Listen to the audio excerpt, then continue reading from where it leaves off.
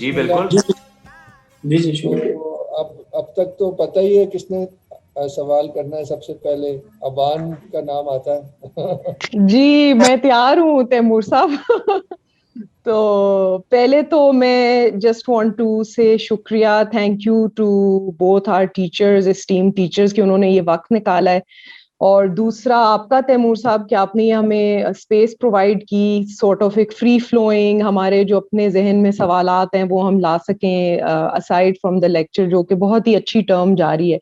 تو میرے پاس دو سوال ہیں جس پہ ایک ذرا تھوڑا وہی انٹلیکچوئل ہے اور ایک ذرا پریکٹیکل ہے. اور اس پہ پہلے والے پہ میں عزیر صاحب سے سرٹنلی رسپانس چاہوں گی, کیونکہ انہی کی جو لیکچرز ہیں اس میں سے یہ میرے ذہن میں آیا ہے. بٹ حامد صاحب کی بھی اگر کامنٹ وہ ایڈ کرنا چاہیں تو میرے لیے بہت اچھا رہے گا. اور پھر دوسرا سوال ذرا پریکٹیکل ہے, ایکچولی کنیکٹڈ ٹو جو یہ ابھی گفتگو چل رہی تھی. تو میرا, اور ہو سکتا ہے کہ میں تھوڑی تمہید باندھ لوں کہ جو میرا سوال ہے ہو سکتا ہے آپ کو لگے کہ یہ بالکل بیک ٹو بیسکس ٹائپ کا کوشچن ہے, لیکن میں نے سارٹ آف سرکل بیک کیا ہے آفٹر آل دیز لیکچرز جو میں نے سنے ہیں. تو میرا سوال یہ ہے, پہلا سوال کہ یہ جس کو ہم اللہ کی پہچان یا معرفت کہہ رہے ہیں, اس سے ہماری مراد کیا ہے؟ اور اس کا میں تھوڑا سا سب ٹیکسٹ دینا چاہتی ہوں کہ ابھی تک جو ہم نے ایک فریم ورک بنایا ہے اس میں ہماری نویبلٹی کی کچھ لمٹس ہیں, اور ہم نے وہ جو اللہ کو جاننے کی جو لمٹ ہے وہ ڈیفائن کی ہے کہ ان کی اسما سے آگے شاید ہمارے پاس وہ رسائی نہیں ہے. تو پھر ہم ایمان کے بعد جو پہچان کا درجہ ہے اس میں ہم مطلب ہماری اس سے مراد کیا ہے, وہ ہم کدھر پہنچنا چاہ رہے ہیں, ہماری منزل کیا ہے. تو یہ میرا سارٹ آف وہ ایک انٹلیکچوئل سوال ہے. اور پریکٹیکل سوال ایکچولی کنیکٹڈ ہے جو آپ لوگ بات کر رہے تھے, وہ یہ ہے کہ اگر ایز اے ویری نووس اور جس کی کوئی بیک گراؤنڈ نہیں ہے, اگر میں اسلامک مورل فلسفی کو ایکسیس کرنا چاہوں تو کون سی پروگریسولی, کہ تھوڑا آسان سے مشکل کی طرف آپ اپنا علم کو اگر بڑھانا چاہیں, تو اگر آپ گائیڈ کر سکیں کہ کون سے کتابیں ہیں یا کون سے فلاسفہ ہیں جن سے شروع کرنا چاہیے, اور وہ پروگریسولی آپ کو کیسے اس میں موو کرنا چاہیے. تو یہ میرے دو کوشچن ہیں. I really appreciate your response and time on this. Thank you very much. Hamid بھائی آپ کریں شروع. شاہ صاحب آپ شروع کریں. نہیں آپ شروع کریں گے, آپ بزرگ ہیں. نہیں آپ سید ہیں. آپ بزرگ ہیں ہمارے. سید ہیں آپ. سیادت کو ترجیح ہے غیر سیادت پر. سیادت کو آپ کو پتا کتنا ایک نمبر ملا ہے. وہ آپ بھی شروع کریں. فقہ میں آئے نا کہ دو عالم اگر جمع ہو جائیں اور دونوں مساوی ہوں, تو اگر ان میں ایک سید ہے تو سید کے اعتبار سے اس سید کو ترجیح دی جائے گی. نہیں اب آپ صحیح کہہ رہے ہیں, train has left the plate form. اب آپ ہی شروع کریں گے. شروع کریں. بسم اللہ الرحمن الرحیم وبہ نستعین وہو خیر الناصرین والمعین. اچھا, پہلا سوال جو تھا وہ اللہ کی معرفت کے بارے میں. تو دیکھیں اللہ کی معرفت جو ہے اس کے درجات ہیں, معرفت کے درجات ہیں. ایمان جسے ہم کہتے ہیں ایمان کے بھی درجات ہیں. تو ایمان جب انسان کے اندر ایمان آتا ہے, انسان اللہ اس کے اسماء صفات پہ ایمان رکھتا ہے, تو یہ جو اس کا ایمان ہے یہ اس کے جو اندر کو روشنی عطا کرتا ہے, اندر اس کا روشن ہو جاتا ہے. تو وہ جو انسان کا اندر باطن جب روشن ہوتا ہے تو اس روشنائی کے نتیجے میں وہ جو ایک نامحدود معرفت ہے اس کی طرف انسان قدم بڑھاتا ہے. تو وہ جو قدم بڑھانا ہے, اس طرف آگے جانا ہے, وہ ایک لمبا راستہ ہے. تو اس راستے میں بسا اوقات انسان ابتدائی مراحل طے کرتا ہے, بسا اوقات انسان وہ جو درمیانے متوسط درجہ تک پہنچتا ہے, اور بسا اوقات وہ فنا فی اللہ بقا باللہ اس منزل تک پہنچتا ہے. تو یہ جو ہم کہتے ہیں معرفت خدا, تو معرفت خدا سے مراد وہ اللہ کی پہچان ہے جو انسان کو دل و عقل کے ذریعے سے حاصل ہوتی ہے. اور اس پہچان کے مختلف درجات ہیں کہ جس کا آخری درجہ وہ فنا فی اللہ بقا باللہ کی منزل ہے، جس پہ اولیاء، اوصیاء، انبیاء، دوسرے لوگ فائز ہوتے ہیں۔ یہ پہلا سوال تھا۔ دوسرا سوال یہ ہے کہ وہ فلسفہ اخلاق کے متعلق میرے خیال میں گفتگو کیا ہے۔ تو فلسفہ اخلاق کے متعلق ویسے تو ہیں مغربی فلاسفہ کی کتابیں لکھی ہوئی ہیں، لیکن ایران میں بھی فارسی میں تو ہم نے پڑھی ہیں کتابیں، دیکھی ہیں، لیکن مجھے انگلش میں معلوم نہیں ہے کہ کون کون سی کتابیں لکھی جا چکی ہیں تاکہ میں وہ رہنمائی کے لیے نام لے سکوں۔ تو میرے خیال میں عزیر صاحب بہتر طریقے سے بتا سکتے ہیں۔ ہاں جی بالکل، یہ بڑا مؤثر جواب دیا انہوں نے۔ میں اس کو تھوڑا سا اپنا خانقاہی نظام کے فلیور میں جواب دے دیتا ہوں۔ وہ اتنا علمی نہیں ہوگا، لیکن کیونکہ ہمارے یہاں پر کانسیپٹ کے اوپر زیادہ توجہ دی جاتی ہے، تو کسی چیز کو جاننے کی دو سبیلیں ہیں، ایک کو ہم تعلیم کہتے ہیں اور ایک کو ہم معرفت کہتے ہیں۔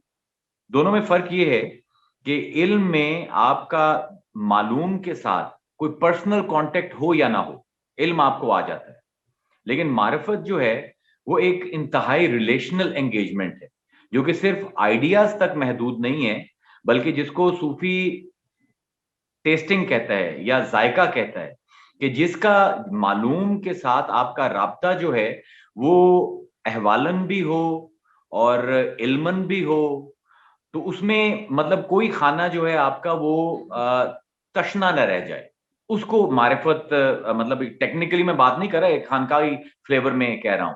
یعنی اب جس طرح حامد صاحب ہیں تو ان کے ساتھ میرا ایک تعلق ہے، تو مجھے کوئی بتا دیتا ہے کہ ان کے بارے میں کہ حامد صاحب ہستی ہیں، بہت پڑھے لکھے ہیں، تو میں ان کو جان لیتا ہوں۔ ایک یہ ہے کہ میں چاہتا ہوں کہ میں پرسنلی ان کے ساتھ جا کے ملوں، میرے ان کے ساتھ روابط قائم ہوں، اور ان کے ساتھ میری صرف ایک علمی تعلق نہ ہو بلکہ ذاتی تعلق۔ تو جب علمی تعلق کے ساتھ ذاتی تعلق بھی جڑ جاتا ہے اور انگیجمنٹ آپ کی فلر ہو جاتی ہے، تو صوفیاء جو ہیں اس کو کانسیپچولی اس کو معرفت کہتے ہیں۔ یعنی علم ہے جاننا اور معرفت ہے پہچاننا۔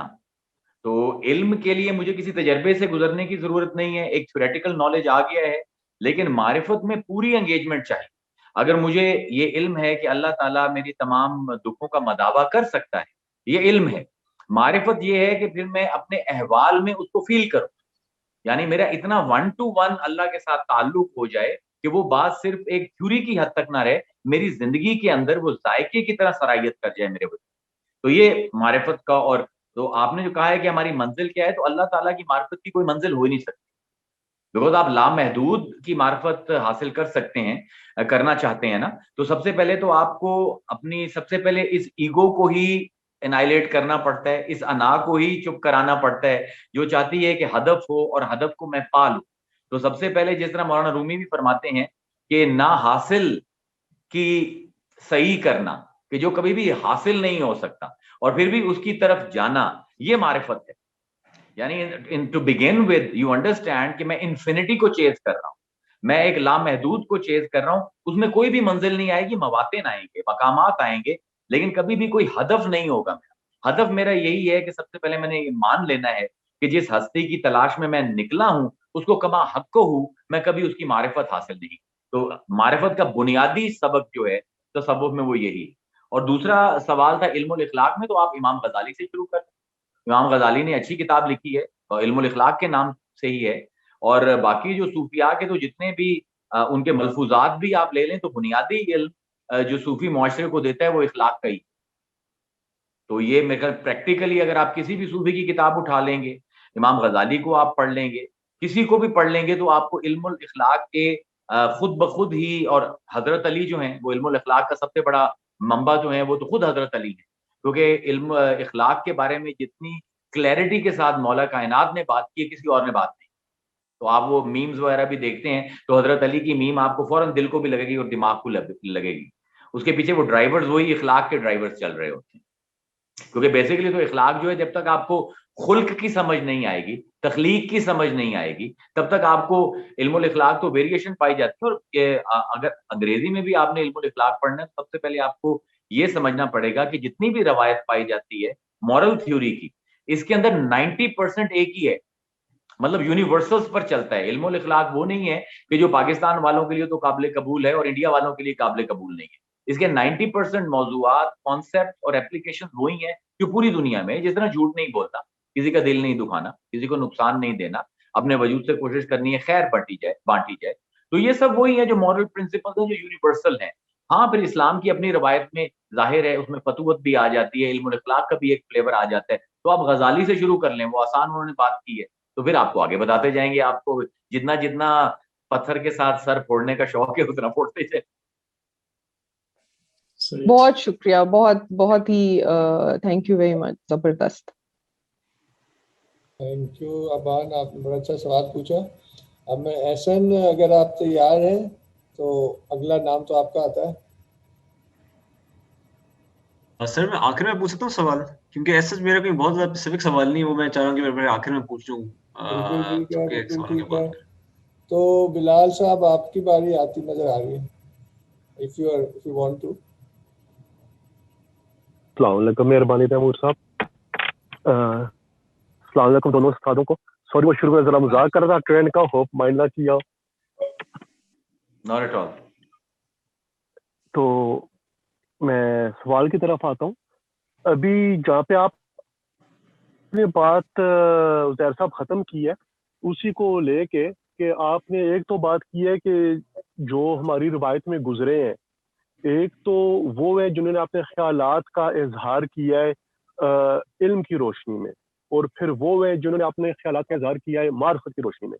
اب جو لوگ تو علم کی راہ خالصاً اختیار کی ہے, ان میں ہم اگر اختلاف دیکھتے پڑھتے سنتے ہیں تو وہ تو میری سمجھ میں بات آتی ہے کہ ہر ایک کا معیار ہو رہا ہے, کوئی کسی سمت سے ایک نقطے کو دیکھ رہا ہے, کوئی کسی اور سمت سے.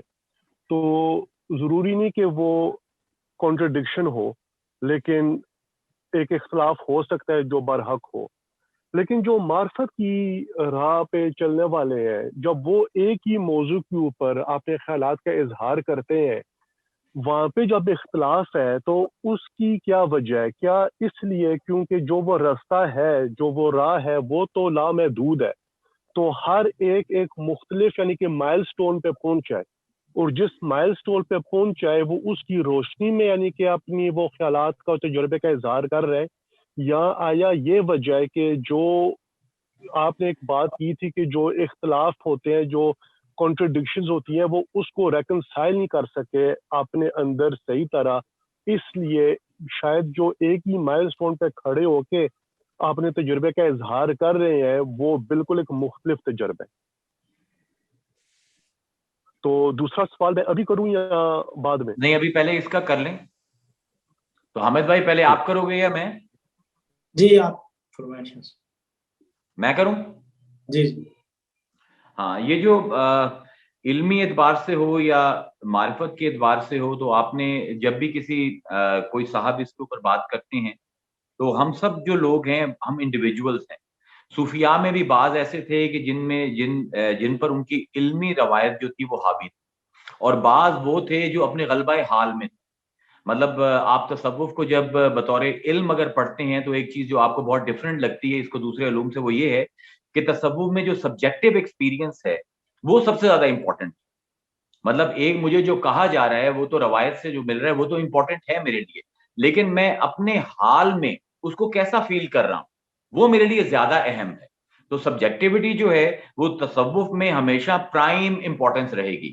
اور ظاہر ہے جس طرح آپ ایک اگر گلاب کا پھول بھی کسی کے سامنے رکھتے ہیں تو اگر 1000 نظریں ہیں تو ہر نظر کی اپریسیشن اور اس کی انڈرسٹینڈنگ اور اس کی معرفت فرق ہوگی, کیونکہ اس میں نہ صرف وہ آبجیکٹ جو ہے جس کا علم حاصل کیا جا رہا ہے وہ انگیج ہو رہا ہے, بلکہ ہر ناظر کی جو نظر ہے اور اس کا اپنا ایکسپیرینس ہے اور اپنے ایکسپیرینسز ہیں وہ سارے کے سارے انگیج ہو رہے ہیں. ذوق جس طرح انہوں نے لکھا ہے, بالکل یہ ذوق جو ہے یہ بہت ہی سبجیکٹو فلیور ہے نا, تو اس میں لیکن یہ میں کہہ دوں کہ انہوں نے جس طرح کہا ہے تو ایک چیز یہاں پر سمجھ لیں کہ چاہے وہ علم فقہ ہو یا کوئی بھی اور علمی روایت ہو اسلام کی, اس میں آپ دیکھیں گے کہ جتنے بھی اختلافات پیدا ہوتے ہیں مابین فقیہ یا مابین علماء یا حکماء, تو اگر آپ ان کو تجزیہ و تحلیل کرتے جائیں گے نا اور ان کو آپ ان کی اصل تک جائیں گے تو آپ کو وہاں پر اصول میں فرق نظر آئے گا.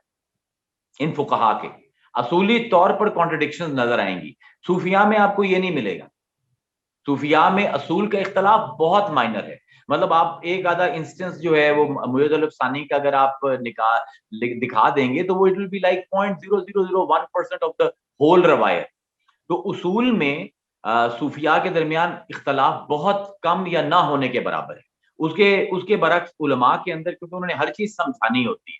اب صوفی کا مسئلہ یہ ہے کہ اس کا مقصد ہر چیز سمجھانا نہیں ہے بلکہ اپنے جو بھی اس کا فالوور ہے اس کو اس حال میں لے کر جانا ہے. دونوں کے آبجیکٹیوز فرق ہیں. عالم نے سمجھانا ہے, صوفی نے اس کو ذوق دینا ہے. تو یہ چاہے نہ بھی سمجھائے تو اس کا کام پورا ہو جاتا ہے اگر وہ اپنے مرید کو اس حال تک لے آئے. عالم بیچارے کے لیے مسئلہ یہ ہے کہ اس نے اس بات کو لاجیکلی ریشنلی کہیں نہ کہیں آنٹولوجیکلی اس کو فٹ کرنا ہوتا ہے. تو اس میں وہ ہمیں لگتا ہے کہ بہت زیادہ کانٹرڈکشن ہے لیکن اصل میں علماء کے درمیان بھی کم از کم اسلامی روایت میں اصول کی سطح پر 2-4 موٹے موٹے اختلافات ہیں, زیادہ اختلافات نہیں ہیں. وہ نیچے فرو میں آ کر اختلافات ہونے شروع ہو جاتے ہیں. تو میرے خیال میں یہ آپ کو بات سمجھ آ جانی چاہیے کہ وہ سسٹم آف تھاٹ جس میں سبجیکٹو ایکسپیرینس پرائم امپورٹنس کا ہے تو اس میں آپ کی سبجیکٹیوٹی کی وجہ سے جو تھوڑے بہت فلیورز چینج آئیں گے, آپ کے فلیورز چینج ہوں گے ایک دوسرے سے پرسپشن کے, ان میں تھوڑا بہت فرق جو ہے.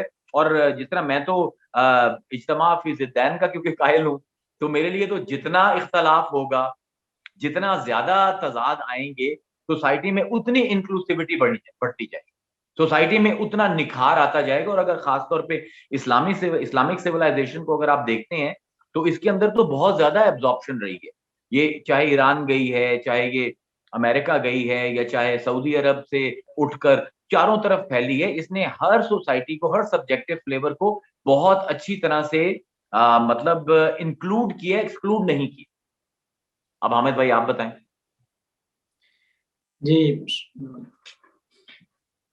یہ جو وضاحت آپ نے فرمائی ہے وہ بھی بہترین ہے, لیکن یہ جو اختلاف جو ہوتا ہے علماء کا یا فقہاء کا یا عرفاء کا, ہماری بحث چونکہ عرفاء کے متعلق ہے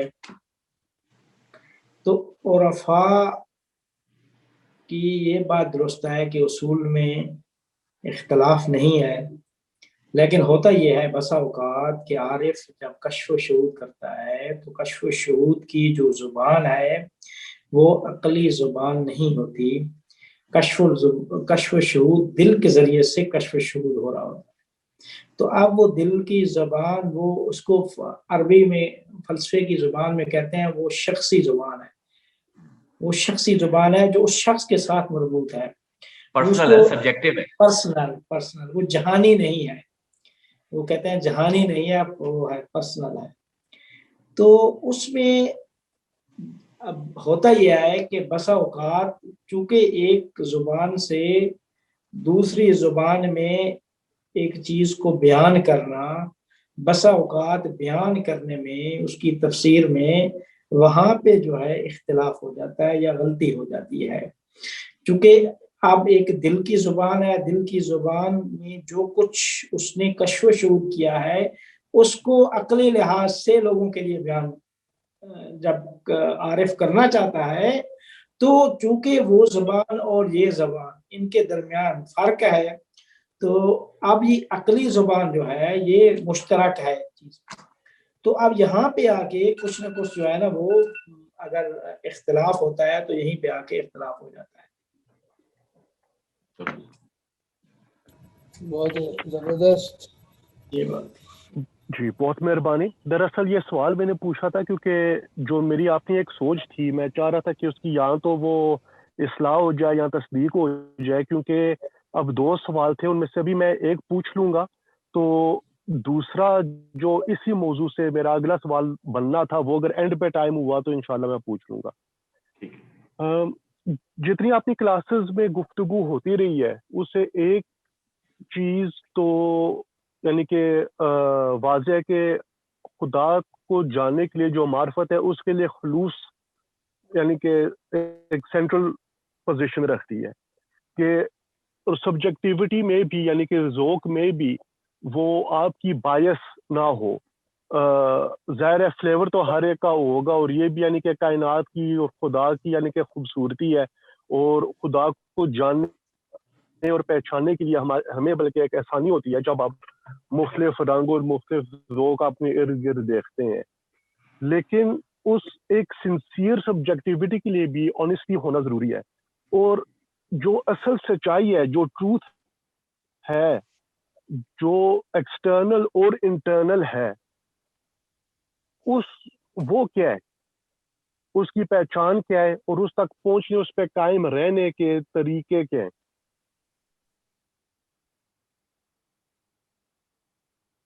یعنی آپ حقیقت کی بحث چھیڑنا چاہ رہے ہیں؟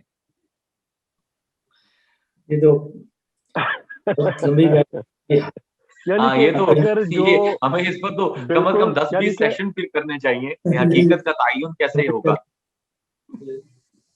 لاکھوں معیار ہاں حقیقت. لیکن نہیں وہ تو لیکن یعنی کہ آپ بالکل ابتدائی طور پہ یعنی کہ آپ اگر اس راہ پہ چلنا چاہ رہے ہیں, یا اگر آپ اپنی اصلاح کرنا چاہ رہے ہیں, اور آپ اپنے اندر جو بایسز ہیں جو آپ کی تربیت میں یا معاشرے سے جو آپ تک منتقل ہوئی ہیں, لیکن اگر آپ ہر ایک چیز کو یعنی کہ ایک معیار پہ پرکھنا چاہتے ہیں, تو یعنی کہ کیونکہ میں نے کوشش کی تھی کہ کوئی کتاب مجھے ملے اس کے اوپر جو اسلام کے اندر جو ہمیں, کیونکہ سچائی کے اوپر یعنی کہ اتنا زور دیا گیا ہے. یعنی رسول پاک صلی اللہ علیہ وسلم یعنی کہ اعلان نبوت سے پہلے بھی یعنی کہ ان کی جو ایک پہچان تھی وہ ان کی سچائی اور صداقت تھی. اور جب ان کے پاس کوئی ایک شخص آیا جس کے اندر ہر طرح کے عیب اور گناہ تھے, تو کہا کہ میں ایک ہی ترک کر سکتا ہوں, تو رسول اللہ صلی اللہ علیہ وسلم نے کہا کہ جھوٹ. تو جھوٹ تو یعنی کہ یقیناً صرف اس سے زیادہ ہے کہ نہیں میں نے یہ کام کیا تھا یا یہ کام نہیں تھا کیا, فلاں میں نے دیکھا یا نہیں دیکھا, یعنی کہ یہ تو ایک ٹرانزیکشنل ٹروتھ ہے. لیکن جو ایک ڈیپر ٹروتھ ہے اسلام کے اندر, اس کے اوپر مجھے کوئی تحریر نہیں کہیں ملی. تو اگر تو یہاں اس کی طرف کوئی رہنمائی کر دے, تو یہاں اس کے اوپر آپ تھوڑی بہت روشنی ڈال دے تو انشاءاللہ بہت فائدہ ہوگا. حامد بھائی آپ کی باری ہے. اچھا جی, حق حقیقت کہتے ہیں کہ حق وہ چیز ہوتی ہے جو واقعہ کے مطابق ہو, اسے حق کہتے ہیں. واقعہ کے مطابق علم منطق میں بھی اس طرح تعریف کی گئی ہے, اور فلسفہ میں بھی, جو واقعہ کے مطابق ہو اسے حق کو حقیقت کہتے ہیں. مثال دے رہا ہوں, مجھے آ کے کسی نے بتایا بارش ہو رہی ہے.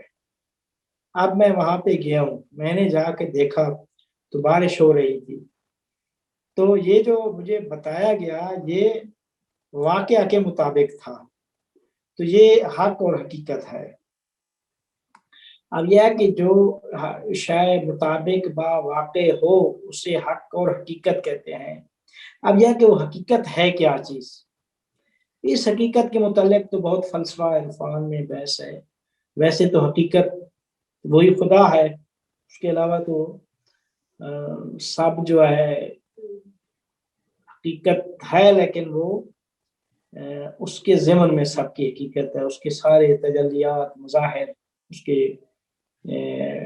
یہ جو کثرات ہیں اس جہان میں, کثیر چیزیں موجود ہیں جتنے بھی کائنات میں ہیں, یہ ساری کی ساری جو ہیں یہ اس حقیقت واحد کی تجلیات اور اس کے مظاہر ہیں. تو یہ بات ہے کہ حق اور حقیقت ہے کیا چیز, اس کے متعلق بہت ایک بڑی بحث ہے, اور ہر ایک اپنا نقطہ نظر ہے فلاسفہ کے اندر اور وفا کے اندر. تو بہرحال یہ پھر ایک بحث ہوتی ہے, واقعہ کیا ہے, پھر واقع کیا ہے, واقعیت اور حقیقت میں کیا فرق ہے. تو بعض فلاسفہ دونوں کو ایک مانتے ہیں, تو یہ بھی ایک بحث ہے. تو بہرحال حق کا مطلب ہے حق و حقیقت, حقیقت اور حق اور سچ کا معنی یہ ہے کہ جو خبر آپ کو دی گئی ہے یا جو شے ہے وہ واقعہ کے مطابق ہو تو اسے حقیقت، حق یا سچ کہا جاتا ہے۔ اب آگے عزیر صاحب مزید۔ جی بالکل، انہوں نے بڑی اچھی بنیاد باندھی ہے، اور استاد ایسا ہی ہونا چاہیے جو بنیاد جو ہے صحیح باندھے۔ جو ریالٹی ہے نا، اصل میں اس کا جو سپین ہے کہ ریالٹی کس کو کہتے ہیں، حقیقت کس کو کہتے ہیں، یہ پیتھاگورس سے لے کر اور کوانٹم فزکس تک ہے۔ یہ تقریباً 3000 سال کی روایت ہے۔ اگر آپ کو بہت زیادہ شوق ہے اس پر، تو پھر اس پر ایک کوئی 2 لیکچر رکھ لیں گے، تو اس میں سارے جو پوائنٹ آف ویوز ہیں اپنا ریشنلزم کے اور ریلیٹیوزم کے اور ماڈرن جو اپروچز ہیں، اور پھر کوانٹم میکینکس تک کہ حقیقت کا ادراک ہم کیسے کر سکتے ہیں، اور حقیقت کہتے مطلب حقیقت بطور حقیقت کیا معنی رکھتی ہے۔ اس کو اگر آپ بہت بنیادی طور پر دیکھیں گے تو تصوف میں جو چیز فطرت کے مطابق ہے وہ حقیقت ہے، اور جو فطرت سے ہٹی ہوئی ہے وہ غیر حقیقی ہے۔ یعنی آپ 2 لفظ ہیں، فطرت اور عادت۔ فطرت وہ ہے کہ جس کو سمجھنے کے لیے میرے شعور کو باہر سے کچھ بورو نہیں کرنا پڑتا، یعنی ایک پیکج ہے جو میرے اندر ڈال کر مجھے اس کائنات میں بھیجا گیا، اور میرے شعور کو ایکٹیویٹ ہونے کے لیے اپنی اور ارد گرد کی معرفت کے لیے جو مواد درکار ہے، یہ سارا کا سارا میری فطرت کے اندر موجود ہے۔ یعنی فطرت کہتے ہی اس کو ہیں کہ جو باہر سے بورو نہ کرے، لیکن کیونکہ ہم ایسی دنیا میں آتے ہیں جس میں ہماری انٹریکشن غیروں سے بھی ہوتی ہے، دوسروں سے بھی، تو ہماری کچھ ہیبٹس ہیں، جو عادات ہیں، جو معاشرہ یا ہماری علمی روایات یا اپنے اساتذہ یا اپنے والدین کے ذریعے ہم پر مسلسل ایک بمبارڈمنٹ ہے جو ہو رہی ہوتی ہے، تو اس سے کچھ میرے شعور میں ایسے تصورات پیدا ہو جاتے ہیں کہ جو میری فطرت کے بالکل برعکس ہوتے ہیں۔ تو جس طرح انہوں نے کہا ہے کہ خلوص کی کیا امپورٹنس ہے حق کی تلاش میں، تو وہ خلوص جس کو کہتے ہیں وہ بیسیکلی یہی ہے کہ میں نے باہر سے بوروئنگ بند کر دے دی، یا باہر سے جو بوروئنگ آئی ہے میں نے اس کو ایز اے ہائپوتھسس تو انٹرٹین کرنا ہے، اس کو میں نے حقیقت نہیں ماننا۔ مطلب یہ دل کے 4 خانے ہیں نا، صوفی اس کو بڑے آسانی سے، وہ جو بالکل سادہ لوگ آتے ہیں تو ان کو کہتے ہیں کہ بھائی 4 خانے نے تیرے دل دے، ایک خانے دے وچ اللہ، ایک خانے دے وچ رسول، ایک خانے دے وچ تیرے سارے رشتہ دار، ایک خانے تو۔ اور وہ کہتے ہیں کہ وہ جو خانہ ہے، اگر معرفت کا سفر طے کرنا ہے تو اس خانے کے اندر جھانکنا پڑے گا، وہ خانہ آپ کی فطرت کا ہے۔ یعنی جو کچھ میرے شعور کے اوپر ارد گرد سے مسلط کیا گیا ہے اس سب کو میں علیحدہ کروں، جس طرح اقبال بھی کہتے ہیں کہ یا الہی چھین لے مجھ سے حافظہ میرا۔ تو وہ میموری کا جو وہ اقبال یہ نہیں چاہ رہے کہ وہ ان کو اپنا نام بھی بھول جائے، بلکہ وہ کہہ رہے ہیں کہ جتنا بھی تعصب میری علمی روایت نے یا میری معاشرتی روایت نے میرے اوپر لوڈ ڈالا ہے، اس کو میں اپنا ختم کر کے وہ جو ایک خانہ دل ہے جس کو صوفی حجرہ عشق بھی کہتے ہیں یا حجرہ حسن بھی کہتا ہے، کہ اس کو میں نے ایکٹیویٹ کرنا ہے، اور تمام تعصبات سے بالا تر ہو کر خلوص کے ساتھ میں نے اپنی فطرت کے ساتھ جڑ جانا ہے، تو تب وہ حق ہو، وہ عمل حق ہو، اور وہ حق کی کئی صورتیں آپ کے سامنے کھول دے گا۔ ایک سوال آیا تھا، میں نے اس وقت پڑھا نہیں، میں بڑا اس کو آپ زبانی دہرا دیں۔ یہ بس عزیر صاحب ابھی جو آپ نے بات کی ہے اسی پہ، یعنی کہ اگر پریکٹیکلی اب یعنی کہ اگر میں دیکھوں کہ بے شمار ایسی یعنی کہ نقطے ہیں عقائد کے ہو یا اور موضوع سے تعلق رکھتے ہوں، اگر میں اپنے 1 سال 4 سال 6 10 سال پہلے کو میں دیکھوں کہ اس وقت میری سوچ کیا تھی، میں کیا تھا، تو اب میرا وہ جو ماضی میں تھا مجھے جھوٹا لگتا ہے۔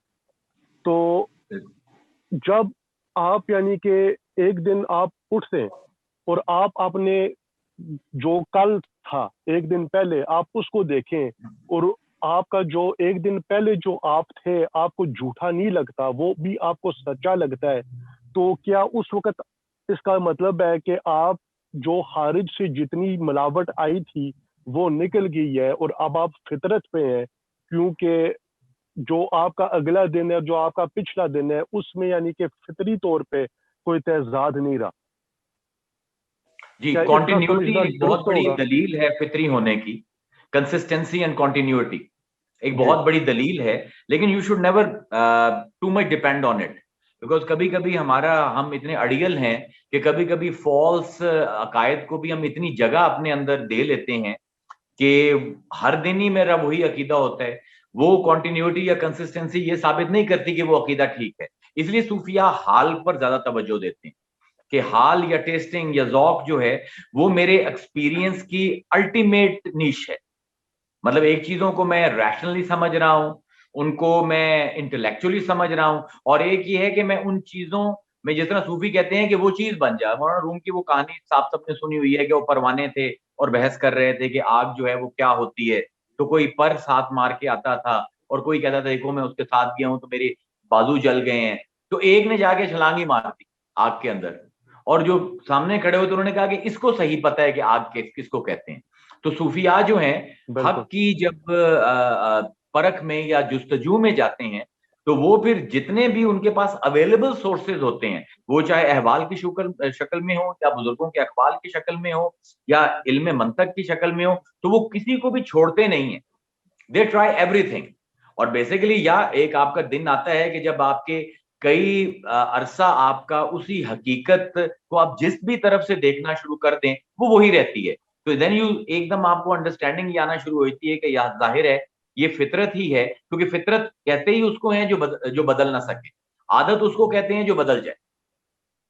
तो जिस तरह फितरत है मेरी कि मुझे भूख लगती है, तो आज से 2000 साल पहले भी जो मेरा परदादा था उसको भी भूख लगती थी, लेकिन आदत ये है कि वो शायद कच्चा पक्का खा लेते हो और मैंने जाके होटल के अंदर खाना, तो आदतें तो बदलेंगी, फितरत नहीं बदलेगी। इसलिए सूफिया जब भी कुरान को भी अगर आप देखें, फाकिम वजहका लिद्दीन हनीफा फितरतल्लाह लती फतर अन्नास अलैहा ला तब्दीला लिखल्किल्लाह, अल्लाह ने यही तवज्जो दिलाई है कि अपना चेहरा जो है इस दीन फितरत की तरफ करो, क्योंकि इसी फितरत पर हमने इंसान को बनाया है। ला तब्दीला लिखल्किल्लाह, और अल्लाह की जो खल्क है फितरत के मामले में वो कभी बदलती। तो या कंसिस्टेंसी और continuity of a same perception एक दलील है, लेकिन इसको एक एडवांस लेवल का जो सीकर है वो तो इसको दलील बना सकता है, जो नोवाइस है जिसने अभी सफर शुरू किया उसको इसको भी नहीं बनाना चाहिए। बहुत मेहरबानी। तो ये अरसलान मजहर ने सवाल किया, एक आपके लिए और एक आपके लिए, वो यहाँ लिखा है, पढ़ देता हूँ। आज वो खुद नहीं आ सके तो उन्होंने कहा मैं क्वेश्चन भेजूंगा। Question for Uzair Sahab: how can the idea of opposites be popularized in the masses to promote diversity and inclusion, given that it is a complex idea to start with? तो जवाब दे दूं अभी? हाँ जी जी, हमने idea of opposites को लोगों में float नहीं करना, दिस इज अवर रियलिटी। मतलब हमने सिर्फ लोगों को ये कहना है कि अपने इर्द गिर्द और अपने एक्सपीरियंस को देखो कि ऑपोजिट्स हर लम्हे में तुम्हारे इकट्ठे हो रहे हैं। अब जिस तरह मैं इंसान हूं, तो मैं अगर किसी आदमी को मैंने एक्टिवेट करना हो तो मैं कहूंगा देख तेरे अंदर आग पानी मिट्टी हवा है, और ये चारों के चारों ऑपोजिट्स हैं और एक दूसरे के दुश्मन हैं, लेकिन इन दुश्मनों के होने के बावजूद एक ही मैशर वजूद में, एक ही लम्हे में तेरा वजूद कायम है। तो अगर कोई तेरा मुखालिफ है इर्द गिर्द के माहौल में, तो उसको भी उतना ही हक है कायम रहने का जितना तुझे कायम रहने का हक है। तो ये तो आंखें, मतलब तसव्वुफ का कोई भी इल्म जो है वो ऐसा नहीं है जो आपको एक्सटर्नली किसी पर लादना पड़े, बल्कि ऑलरेडी आप जो, क्योंकि एक्सपीरियंसेस का इल्म है ना, तो आप ऑलरेडी जो एक्सपीरियंसेस से गुजर रहे हैं सिर्फ उनको हमने रैशनली थोड़ा सा समझा देना है, जिसको मुशाहिदा कहते हैं हम। वो मुशाहिदा है इसी चीज का नाम कि चीजें तो हो ही रही हैं, ऑपोजिट्स तो आपस में इकट्ठे हो ही रहे हैं, इज्तिमा फी ज़िद्दैन हो रहा है, सिर्फ आपने आंखें खोलनी है और एक परसेप्शन आपकी जब डेवलप हो जाएगी तो ये मुआशरे में खुद ब खुद इंक्लूसिविटी और एक्सेप्टेबिलिटी खुद ब खुद हो जाएगी। और अगर नहीं करेंगे तो मार खाते रहेंगे जिस तरह पहले खा रहे हैं, तो उसका तो फिर ढीठों का तो कोई इलाज नहीं है। Very good. और फाजिल साहब के लिए अरसलान का सवाल है। फाजिल साहब, आपने आलम की तारीफ बताई थी कि ऐसी जगह जिसे मखसूस मौजूदात ने घेरा हुआ हो, तो ये मुमकिन है कि दो मौजूदात एक जगह पे हों लेकिन मुख्तलिफ आलम में?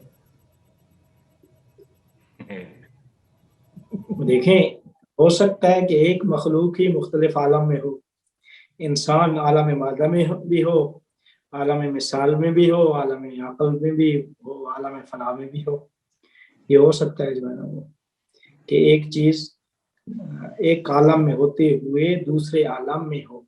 لیکن جو ہم نے تعریف کی تھی نا عالم کی، وہ ہے سے عالم کے عالم کا معنی کیا ہے، عالم کی تعریف کیا ہے، کہ یعنی ایک خاص کچھ خاص موجودات جنہوں نے ایک کچھ خاص جو ہے وہ جگہ لی ہوئی ہے. دوسرے لفظوں میں مثال دے رہا ہوں کہ مثلا جو ہے نا وہ ایک شعبے والوں نے مثلا ایک ادارہ یونیورسٹی ہے، اس میں ایک بلڈنگ ایک شعبے کے لیے ہے، دوسری بلڈنگ دوسرے شعبے کے لیے ہے، تیسری بلڈنگ تیسرے شعبے کے لیے ہے. تو ہر ایک کا اپنا ایک عالم ہے. اسی وجہ سے انسان کا ایک اپنا عالم ہے، حیوانوں کا اپنا عالم ہے، پھر حیوانات میں بھی بہت سارے عالم ہیں. اور اسی طریقے سے جو ہے نا وہ جتنے بھی مخلوقات ہیں ان مخلوقات کے اپنے حساب سے عالم ہیں. تو اس وجہ سے جو تعریف ہم نے کی تھی وہ اس اعتبار سے کی تھی. لیکن یہ ہو سکتا ہے کہ ایک ذات دو عوالم میں موجود ہو، دو عالموں میں ہو. جیسے انسان ہے، انسان میں یہ اللہ نے کیپیسٹی رکھی ہے کہ ایک عالم سے وہ عالم مادہ میں رہتے ہوئے عالم مثال اور عالم عقل میں بھی وہاں بھی جا کے وہ روحانی کشف و شعور اور دل کے راستے سے وہاں پہ پہنچ سکتا ہے. بہت خوب.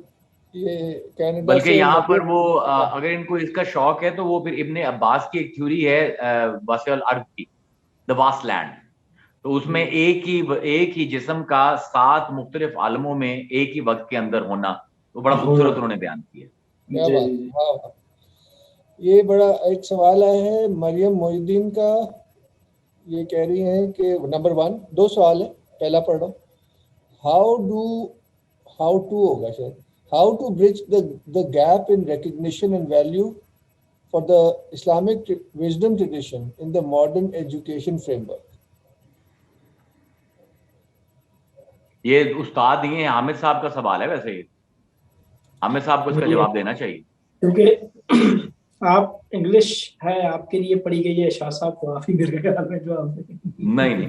اچھا یہ میرے لیے سوال، آپ کے لیے ہاں یہ لکھا نہیں ہے. یہ ویسے ہو سکتا ہے دوسرا والا آپ کے ٹائپ کا ہے. تو فاضل صاحب یہ پوچھ رہے ہیں کہ آج کل کی جو نصابی ماڈرن ایجوکیشن ہے اس میں اسلامی جو کہہ لیں کیا کہنا چاہیے ویلیو، اس کو کیا کہنا چاہیے، روایت، اسلامی روایت، اور یہ بھی جو ہم حکمت بھی اس میں آ جاتی ہے، اسلامک وزڈم ٹریڈیشن، اس میں عرفان بھی آ جائے گا، فلسفہ بھی آ جائے گا. یہ اس میں کیسے اس کا لنک پیدا کیا جا سکتا ہے کہ جو آج کل کے تعلیمی سسٹم ہے اور یہ جو اسلامی سسٹم ہے؟ دیکھیں ہاں پیدا کیا جا سکتا ہے. اس میں جو ہے نا وہ تو یعنی یہ پیدا ہی تو کر رہے ہیں. یہ جو ہمارا اس کا نصاب ہے نہیں ویسے بھی انٹرنیشنلی اگر آپ دیکھیں تو صوفی میوزک اور ابن العربی، ملا صدرہ، حضرت علی کے اوپر جو اس وقت گورے کام کر رہے ہیں، ہم اتنا کام نہیں کر رہے. تو وہ خود بخود اس میں مرج ہو رہا ہے، کیونکہ یہ ساری جو بیسیکلی انسان کو یہ سمجھ آ گئی ہے میرے خیال میں کہ جتنا وہ مٹیریل کو بیس کر کے اپنی تفہیم زندگی کی بنا رہا تھا وہ ابھی تشنا ہے، وہ پوری نہیں ہوئی. تو اس لیے وہ ریٹرن کر رہا ہے جینزم کی طرف، ہندوازم کی طرف، اسلام کی طرف، کرسچینٹی کی طرف. یہ موومنٹ تو پوری دنیا کے اندر چل رہی ہے، ہمیں کچھ کرنے کی ضرورت نہیں، خود بخود ہو رہا ہے. در پہ ہوئی مما بھی خبر. تو یہ شاید زہر کے لیے زیادہ ہے. ان کا دوسرا کوشچن جی، back to the mirrors conversation and somewhat connected to Aban's conversation about closeness to God and oneness of creation.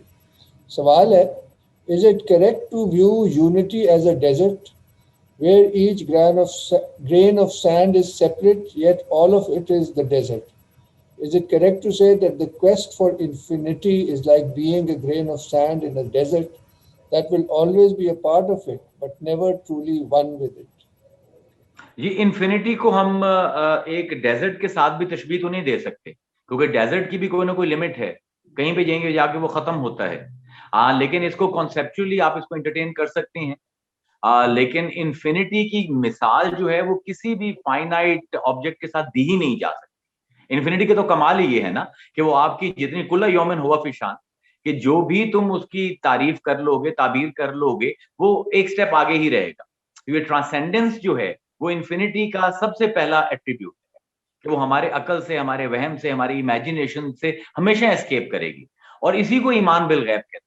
और यही असास है एक मुसलमान की, कि उसने मानना है कि कोई ऐसी चीज मौजूद है कि जिसकी कोई मिसल कायनात की कोई चीज नहीं होता।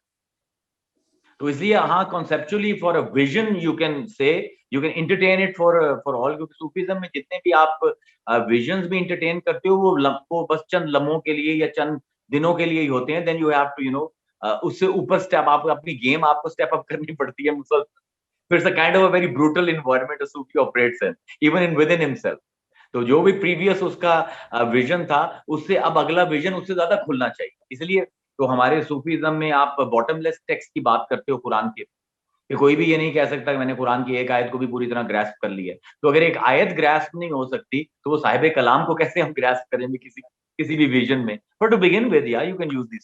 जिस तरह आपका तसव्वुर मुर्शिद है, तो वो भी मतलब आप अल्लाह से कनेक्ट होना चाहते हो तो आप एक लिमिटेड बीइंग का तसव्वुर करते हो, but that is for time being, not for ever. Otherwise वही चीज आपका वो बुतकदा बन जाएगी और आप एक हजरत मुसलमान से एक हजरत मुशरिक की तरफ पलट जाओगे। जी थैंक यू। सकीना बतूल, आप सवाल करना चाहेंगी? अगला आपका नंबर आ रहा है। अस्सलाम वालेकुम। वालेकुम अस्सलाम। So I also have 2 questions. जो पहला सवाल है वो थोड़ा कह लें थोड़ा बेसिक्स है, but I've always had quite a confusion regarding के नफ्स और रूह में डिफरेंस क्या है। बिकॉज बचपन से हम लोग को बस सिखाया जाता है कि अपना नफ्स है उसको मजबूत करो, and at the same time we feel कि व्हेन वी वर बॉर्न, तो we were born with the रूह, तो वो रूह बेसिकली हमारे साथ साथ आती है। So like what is the basic difference between नफ्स एंड रूह? ठीक है, इसका एक जवाब तो ये है कि रूह जो है वो टेम्पोरल और स्पेशल नहीं है, वो इन कन्फाइंस में नहीं आती। और नफ्स जो है बेसिकली आपकी पर्सनैलिटी है, आपकी जात है, और इसमें रूह के साथ क्योंकि जिस्म भी जुड़ा हुआ है, तो इसके अंदर जो आपकी टेम्पोरल और आपकी जो स्पेशल लिमिटेशंस हैं वो आती हैं। तो नफ्स और रूह में बुनियादी फर्क ये होगा कि रूह जो है अम्र रब्बी है, ये आलम अम्र की चीज है, और जो जिस्म है वो आलम खल्क की चीज है, और इन दोनों का रिलेशनशिप जो है वो नफ्स है। ये दोनों तरफ से क्वालिटीज लेगा, मतलब वो आलम अम्र से भी लेगा और आलम खल्क से भी लेगा। और नफ्स जो है ये लिमिटेशन को भी एक्सेप्ट करेगा, टाइम की और आपकी स्पेस की, and at the same time it will be a personality. रूह का आप कुछ कर नहीं सकते, रूह को आप ना तवाना कर सकते हैं ना लाहिर कर सकते हैं। नफ्स क्योंकि टाइम एंड स्पेस की बाउंड्रीज में आता है, तो इसके अंदर तरक्की भी मुमकिन है और इसके अंदर तनज़्ज़ुल भी मुमकिन है। इसलिए आप कुरान को अगर आप देखेंगे तो अल्लाह ने कभी भी रूह मुतमइन्ना नहीं कहा, अल्लाह ने कभी भी रूह मुल्हमा नहीं कहा, रूह अम्मारा नहीं कहा। ये सारी टर्मिनोलॉजी नफ्स के मुतालिक है, यानी रूह के क़यामत के दिन भी रूह को कोई सवाल नहीं है। आपके जितने भी जन्नत को भी अगर आप देखेंगे तो वहां पर नफ्स को ही खुशियां दी जा रही हैं, और जहन्नुम में भी जो अजाब है वो नफ्स को और जिस्म को दिया जा रहा है। तो रूह बकायदा आप ये कह सकते हैं कि it's the command of God that gives you life, और वो खुद कभी भी आलम अम्र की चीज है, कभी भी स्पेस और टाइम की कॉन्स्टेंट्स में कभी भी नहीं आएगी, और नफ्स कभी भी इन कॉन्स्टेंट से आजाद नहीं होगा।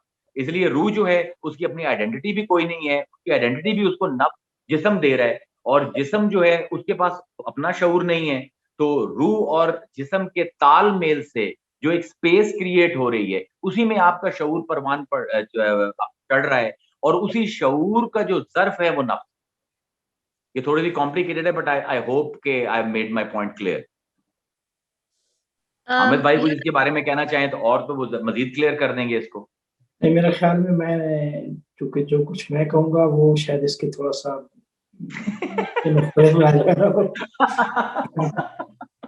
तो लिहाजा मेरे ख्याल में कंफ्यूज नहीं करना चाहिए। यही आपकी जो प्रकाश है वो सही है, काफी है। हुजूर ये तो वो तो हमारा कलामियों और सूफियों का तो हमेशा से रहता है ना। जी सकीना ठीक है, ये अगला सवाल करना चाहेंगी? what I also wanted to ask was کہ پھر once we die, so ہماری روح ہی ہے جو آگے جائے گی, right? So نہیں, آپ کا جسم بھی جائے گا, نفس بھی جائے گا. So does it sort of have like a male and a female, ہماری جو روح ہے, like اس کا کوئی جینڈر؟ دیکھیں جینڈر ہمیشہ پھر ایک لمٹ ہے نا, وہ ٹائم اینڈ اسپیس میں جو آبجیکٹس ہوں گے ان پر تو آ جائے گی. روح کو میل فیمیل آپ نہیں کہہ سکتے. ٹھیک ہے, صحیح ہے. جہاں پر لمٹ آئے گی وہاں پر لمیٹیشنز لگیں گی. مطلب جو ہمارا جو نظریہ ہے صوفیاء کا, اس میں تو روح پر تو لمیٹیشن ہی کوئی نہیں آتی, تو جینڈر تو ہو ہی نہیں سکتا اس کا. میری اور آپ کی روح اگر مذکر ہے تو ہم سب کی مذکر ہے, اور اگر مؤنث ہے تو ہم سب کی مؤنث ہے. اصل میں تو مذکر اور مؤنث کا لفظ ہی نہیں ہے روح کے لیے, وہ جسم کے لیے ہوگا, نفس کے لیے ہوگا, روح کے لیے نہیں ہوگا. ٹھیک ہے, بالکل ٹھیک ہے. And the other question was sort of about differences, جو ڈفرینٹ ہمارے فار ایگزامپل سیکٹس ہیں, بٹ آئی بلیو کہ جو ہمارے پروفٹ ہیں حضرت محمد صلی اللہ علیہ وسلم, انہوں نے سب سے جو زیادہ چیز پریکٹس کی تھی وہ عبادت پریکٹس کی, نماز پڑھی. Yet why is that one thing different in every sect? ہر کوئی نماز ایک ڈفرینٹ طریقے سے کیوں پڑھتا ہے؟ اس کا صحیح جواب حامد صاحب سے آپ کو ملے گا. حامد بھائی آپ کا میدان ہے. نماز میرے خیال میں سارے تقریباً نماز وہی ہے, لیکن اس کا طریقہ کار تھوڑا سا مختلف ہے. وہ پھر پیغمبر کے بعد جو کچھ اختلاف ہوا وہاں سے لوگ میں صحابہ, تابعین, تبع تابعین, اور جو آج تک سلسلہ آ رہا ہے, تو طریقہ کار میں اختلاف ہے. ویسے نماز کے جو واجبات ہیں, اس کی جو وہ طریقہ کار پر ہی بات کر رہی ہیں کہ کیوں ہے فرق, کہ اگر یہ اتنی زیادہ پریکٹس تھی حضور کی تو فرق کیوں ہے؟ فرق کیوں ہے پھر اس پہ تو پھر میرے خیال میں یہ تو پھر ایک لمبا یہ فرق تو ہم نے کیا ہی نہیں ہے, یہ علماء کا کام ہے, آپ کو ہی جواب دینا چاہیے. دیکھیں اس میں دیکھیں فرق کی وجہ کہ اب پیغمبر کے بعد اب ایک صحابہ کرام میں بھی مختلف نظریات, پھر اہل البیت کا اپنا, امام جعفر صادق نے اپنا ایک طریقہ کار بتایا ہے, اور جو صحابہ نے جس طریقے سے نقل کیا وہ اور ہے. تو پھر آگے جنہوں نے کیا کہتے ہیں اس ایک طریقے کو مانا وہ اس طریقے پہ نماز پڑھا, جس نے دوسرے طریقے کو مانا وہ پڑھا. لیکن جنہوں نے دونوں طریقوں کو صحیح سمجھا تو وہ یہ کہتے ہیں کہ دونوں طریقہ کار سے آپ پڑھ لیں تو بھی ٹھیک ہے. جو ہے جیسے کہ ہے مثلاً فتاویٰ بھی ہے علماء مصر کے بڑے بڑے مفتیوں پہ جو ہے نا, اور اگر اختلافات میں مزید نہ پڑھیں تو اس کے نا ہسٹوریکلی تھوڑا سا آپ کو دیکھنا پڑے گا. اس کے مطلب دو تین جسٹیفیکیشن یا ریشنلائزیشن جو مجھے ملی ہیں. ایک تو یہ ہے کہ حضور کے زمانے میں آپ نے کچھ صحابہ کو بھیجتے رہے کہ آپ جو ہیں مختلف علاقوں والے آتے تھے اور وہ صحابی کو لے کر جاتے تھے مبلغ بنا کر. تو جو نماز تھی, یا تو یہ ہم کہہ سکتے ہیں کہ نماز خود ایوالو ہو رہی تھی اور حضور جو ہے مختلف طریقوں سے نماز پڑھ رہے تھے, تو وہ ان میں سے بہت سے صحابہ ایسے تھے کہ جو گئے اور واپس ہی نہیں آئے. تو اس وقت جو مروج تھا نماز کا طریقہ وہ اس کے اوپر رہ گئے, اور ان کے جو فالوورز تھے انہوں نے وہی طریقہ پھر اسی طریقے سے نماز پڑھتے رہے. اور جو فائنل اب جس طرح اہل تشیع اور اہل سنت دونوں کا یہ ہے کہ جی ہم تو آخر میں جو حضور نماز پڑھتے تھے نا وہ نماز پڑھتے ہیں. اب یہ ایک امر اختلافی ہے. ذاتی طور پر میرے لیے نماز جو ہے it's a connection between a man and God, اور اس میں ہم نے حضور کا ایکٹ فالو کرنا ہے. تو اگر آپ نماز کی ترتیب دیکھیں گے, چاہے وہ اہل تشیع کی ہو یا اہل سنت کی ہو یا اہل حدیث کی ہو, تو ہر ایک کی نماز میں قیام ہے, ہر ایک کی نماز میں رکوع ہے, ہر ایک کی نماز میں تکبیر ہے, ہر ایک کا تشہد ہے, ہر قاعدے میں بیٹھتا ہے. تو جتنے بھی واجبات ہیں وہ سب کے اندر پائے جاتے ہیں. اب ان کی جو ادائیگی کا طریقہ ہے اس میں اختلاف ہو سکتا ہے, لیکن وہ فروع ہیں ساری. وہ کوئی بھی روح نماز نہیں ہے, وہ اصل نماز نہیں ہے. اصل نماز جو ہے وہ آپ کا کنیکشن ہے خدا کے ساتھ, کہ میں اپنے پروردگار کے حضور جھک رہا ہوں. تو وہ اس لحاظ سے میرے خیال میں اگر جسم فرق بھی ہو جائے, اس کے انداز فرق بھی ہو جائیں, تو اس سے کوئی فرق نہیں پڑے گا جب تک. اور اگر وہ کنیکشن ہی ڈیولپ نہیں ہوا تو پھر چاہے آپ 4 انگلیوں کا صحیح فاصلہ آپ کے درمیان ہو ہاتھوں کے یا آپ کے بیلی بٹن سے اوپر ہو ہاتھ، یا اس سے کوئی فرق نہیں پڑے. میرے خیال میں ہمیں اصل میں جو روح نماز ہے، فلسفہ صلاۃ ہے، کیونکہ وہ میں نے پہلے بھی ایک سیشن میں کہا تھا کہ جو صلاۃ کا لفظ ہے یہ سلی سے نکلتا ہے، اور اس کا ایک مطلب جو ہے صلاۃ عربی میں، جب مرغی انڈا دے کر پیچھے دیکھتی ہے اور انڈا صحیح سلامت ہوتا ہے، اس کو دیکھ کر خوش ہو کر جب دم ہلاتی، تو اس کو صلاۃ کہتے ہیں عربی میں. ایک اس کی تعبیر یہ بھی ہے جاہلیہ کی شاعری میں. تو وہ ہمیں زیادہ وہ دیکھنا چاہیے the connection between the creation and the creator, because every جو بھی نماز ہم پڑھ رہے ہیں وہ ہماری کریشن ہے ایک طرح سے. تو جب میں دیکھتا ہوں کہ نماز میں نے صحیح ایک کنیکشن ڈیولپ کر لیا ہے خدا کے ساتھ، تو پھر وہ صلاۃ والی دم ہلانا میری بنتا ہے، ادروائز نہیں. بالکل جی. اب اللہ فرماتا ہے ان الصلاۃ تنہی عن الفحشاء والمنکر. اور دیکھیں کہ نماز لوگ پڑھتے ہیں اور چونکہ وہ رابطہ صحیح طریقے سے برقرار نہیں کر پاتے، تو آپ وہ ہاتھ کھول کے پڑھیں یا ہاتھ باندھ کے پڑھیں، لیکن چونکہ وہ رابطہ ہی نہیں ہے صحیح اللہ سے، تو وہ نماز تو ان کو بچا ہی نہیں رہی جو ہے نا فحشاء اور منکر سے. وہ اسی طریقے سے مسجد سے باہر آ کے اللہ کی نافرمانیاں کرتے ہیں. اب مجھے اجازت دیجیے، کیونکہ میں پہلے ہی 15 منٹ میں نے کہا بڑا مزہ آ رہا تھا، لطف آ رہا تھا. اب آپ حامد صاحب، اور آپ حامد صاحب آپ کے حوالے ہیں اسٹوڈنٹ، اور اسٹوڈنٹس کے حوالے ہیں آپ، اور مجھے اب دیجیے اجازت. تیمور بھائی مجھے جانا ہے ایک ڈنر پر. بہت مہربانی عزیر صاحب. آپ سے نا ایک خاص خانقاہی حوالے سے ایک سوال تھا، وہ بعد میں کسی وقت ہو سکتا ہے؟ آپ بالکل آپ نیکسٹ سیشن میں کر لیجیے، یا واٹس ایپ نمبر میرا آپ تیمور بھائی سے لے لیں اور اس پہ کرتے ہیں. No issue, I am always available to all of you. ٹھیک ہے جی، بہت مہربانی. اللہ حافظ. السلام علیکم. ٹھیک ہے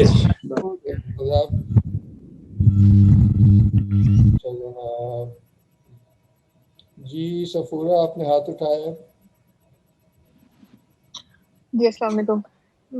میرا سوال تھوڑا سا مطلب ویک تھا. It was not suppose to be directed towards Hamid صاحب اور عزیر صاحب.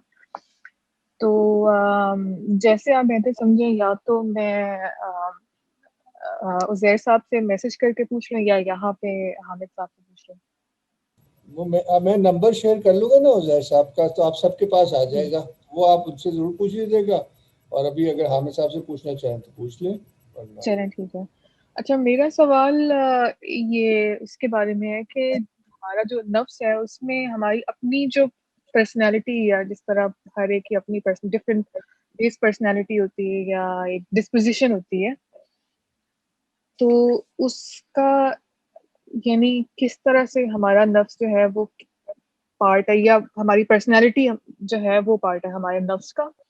اور اگر ہماری جو بیس پرسنالٹی، اگر if it is a significant part of ourselves, so should we learn more about it? مطلب ہمیں کیا اس کے بارے میں اور جاننا چاہیے، اپنی ڈسپوزیشن کے بارے میں، اور ہم اپنے جو ڈیسیژنز ہیں اس کی بیسس پہ ہونے چاہیے لائف ڈیسیژنز.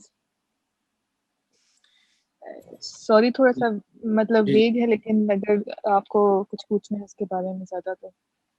جی دیکھیں، میں ایک تو عزیر صاحب نے روح اور نفس کے متعلق بیان فرمایا.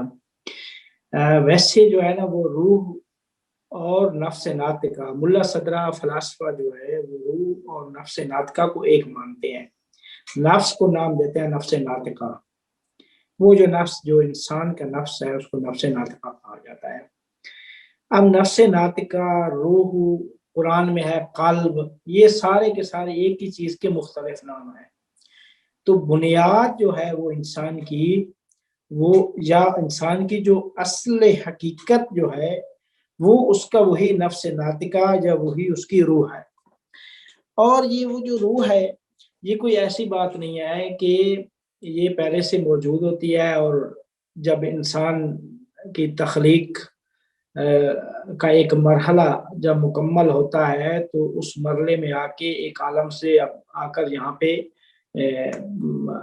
متصل ہو جاتی ہے. اس طرح نہیں ہے، بلکہ ان کے نظریے کے مطابق، خاص کر ملا صدر کا جو نظریہ ہے کہ وہ روح، یہ جسم جب انسان کے جو تخلیق کا جو مرحلہ ہے کہ انسان کا جسم اس قابل جب بنتا ہے کہ روح کو اب قبول کر سکتا ہے تو اس وقت روح کی تخلیق ہو جاتی ہے، روح یا نفس ناطقہ کی. تو نفس ناطقہ یا روح تخلیق کے مراحل میں سے ایک مرحلہ ہے. اب یہی جو نفس ناطقہ یا یہی جو روح ہے یہ انسان کی جو ہے اصل حقیقت، اصل ذات کو یہی چیز تشکیل دیتی ہے. اب یہ انسان ہے کہ جو علم معرفت اور عمل سے اس ذات کو وہ بناتا ہے سے مطلب یہ ہے کہ جتنا آپ علم و عمل کریں گے تو یہ جو آپ کی ذات ہے یہ اوپر جا رہی ہے، اس کو رفعت اور بلندی عطا ہو رہی ہے. اور اگر نافرمانی، اعمال صحیح نہیں ہوں گے، جہالت ہوگی تو یہ آپ کی روح یا آپ کا نفس ناطقہ جو ہے یہ بلندی اور رفعت پہ تو نہیں جائے گا لیکن پستی کی طرف ضرور انسان کی حقیقت، انسان کی ذات چلی جاتی ہے. تو اس میں پھر ابن سینا اور ملا صدرہ کا بھی فرق ہے کہ ابن سینا کہتے ہیں کہ نفس ایک حقیقت ہے اور ایک حقیقت ہے، اس میں جتنے بھی آپ کے علم ہوتا ہے، معلومات ہوتی ہیں، معرفت ہوتی ہے، اعمال کرتے ہیں، اس میں اس ذات میں کوئی تحرک اور حرکت نہیں ہے، بلکہ یہ آپ کے اعمال، آپ کے علم یہ کیا ہے، ان کا اضافہ ہو رہا ہے. ملا صدرہ کہتے ہیں کہ نہیں، یہ انسان کی جو ذات ہے وہی ذات میں اضافہ ہو رہا ہے، وہ ذات کو رفعت و بلندی عطا ہو رہی ہے. تو وہی ذات انسان کی اسی علم و عمل سے ذات بن رہی ہے، اور وہی جو ہے نا ذات جب بنتی ہے تو اسی ذات کو یہ ایک مرحلہ آتا ہے کہ جسم چھوڑ دیتا ہے اس ذات کو، تو لیکن انسان کی جو ذات ہے وہ آگے چلتی ہے، وہی ذات و حقیقت ہے، اس کو کوئی زوال و فنا نہیں ہے، وہ آگے جاتی ہے. انسان کے اعمال، انسان کے علم و معرفت کیا ہے وہ انسان کے لیے فائدہ مند ہوتا ہے.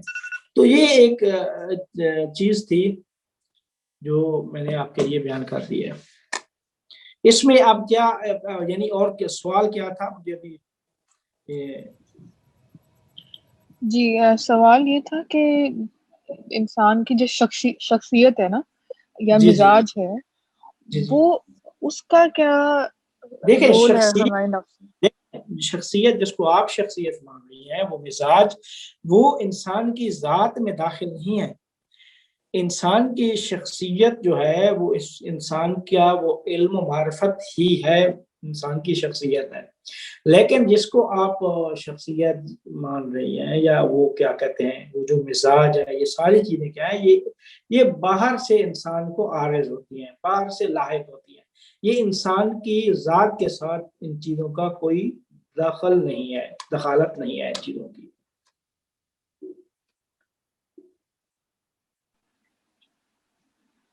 صحیح، بہتر، بہت شکریہ. شاید حامد صاحب جیسے یہ جو اس میں ہوا ہے جیسے غصہ، حلم، صلہ، یعنی جو کوالٹیز ہیں جو انسان وہی تو اس کی شخصیت ہے.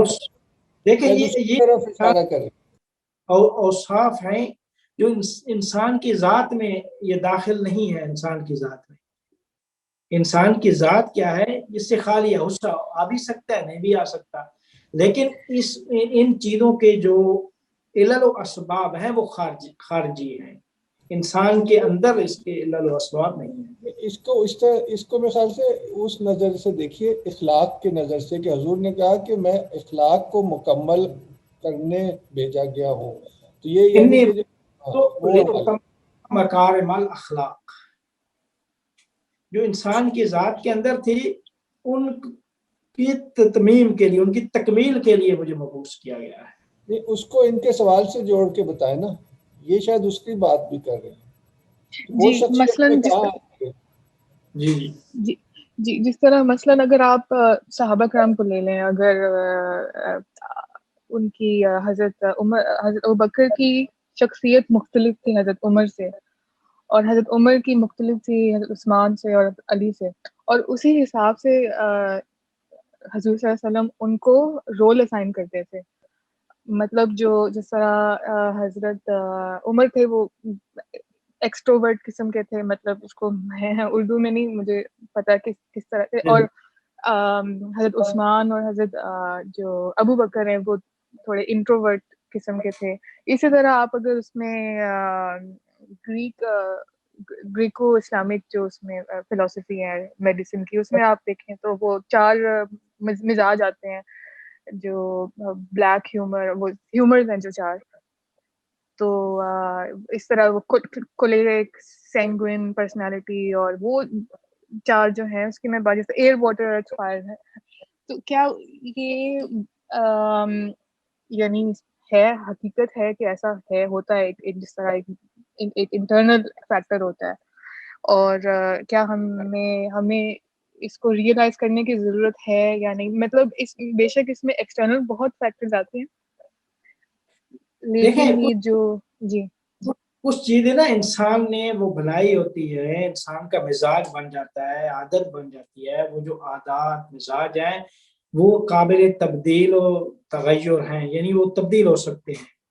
تو یہ جو پیغمبر اکرم صلی اللہ علیہ وآلہ وسلم نے جو دین بیان کیا ہے, تعلیمات اخلاق اسلامی بیان کیے ہیں, وہ ایک معیار بتایا ہے کہ ان معیاروں پہ جو پورا اترے گا وہی انسان نے کامل ہوگا, وہی اچھا انسان ہوگا, وہی انسان کامل ہوگا.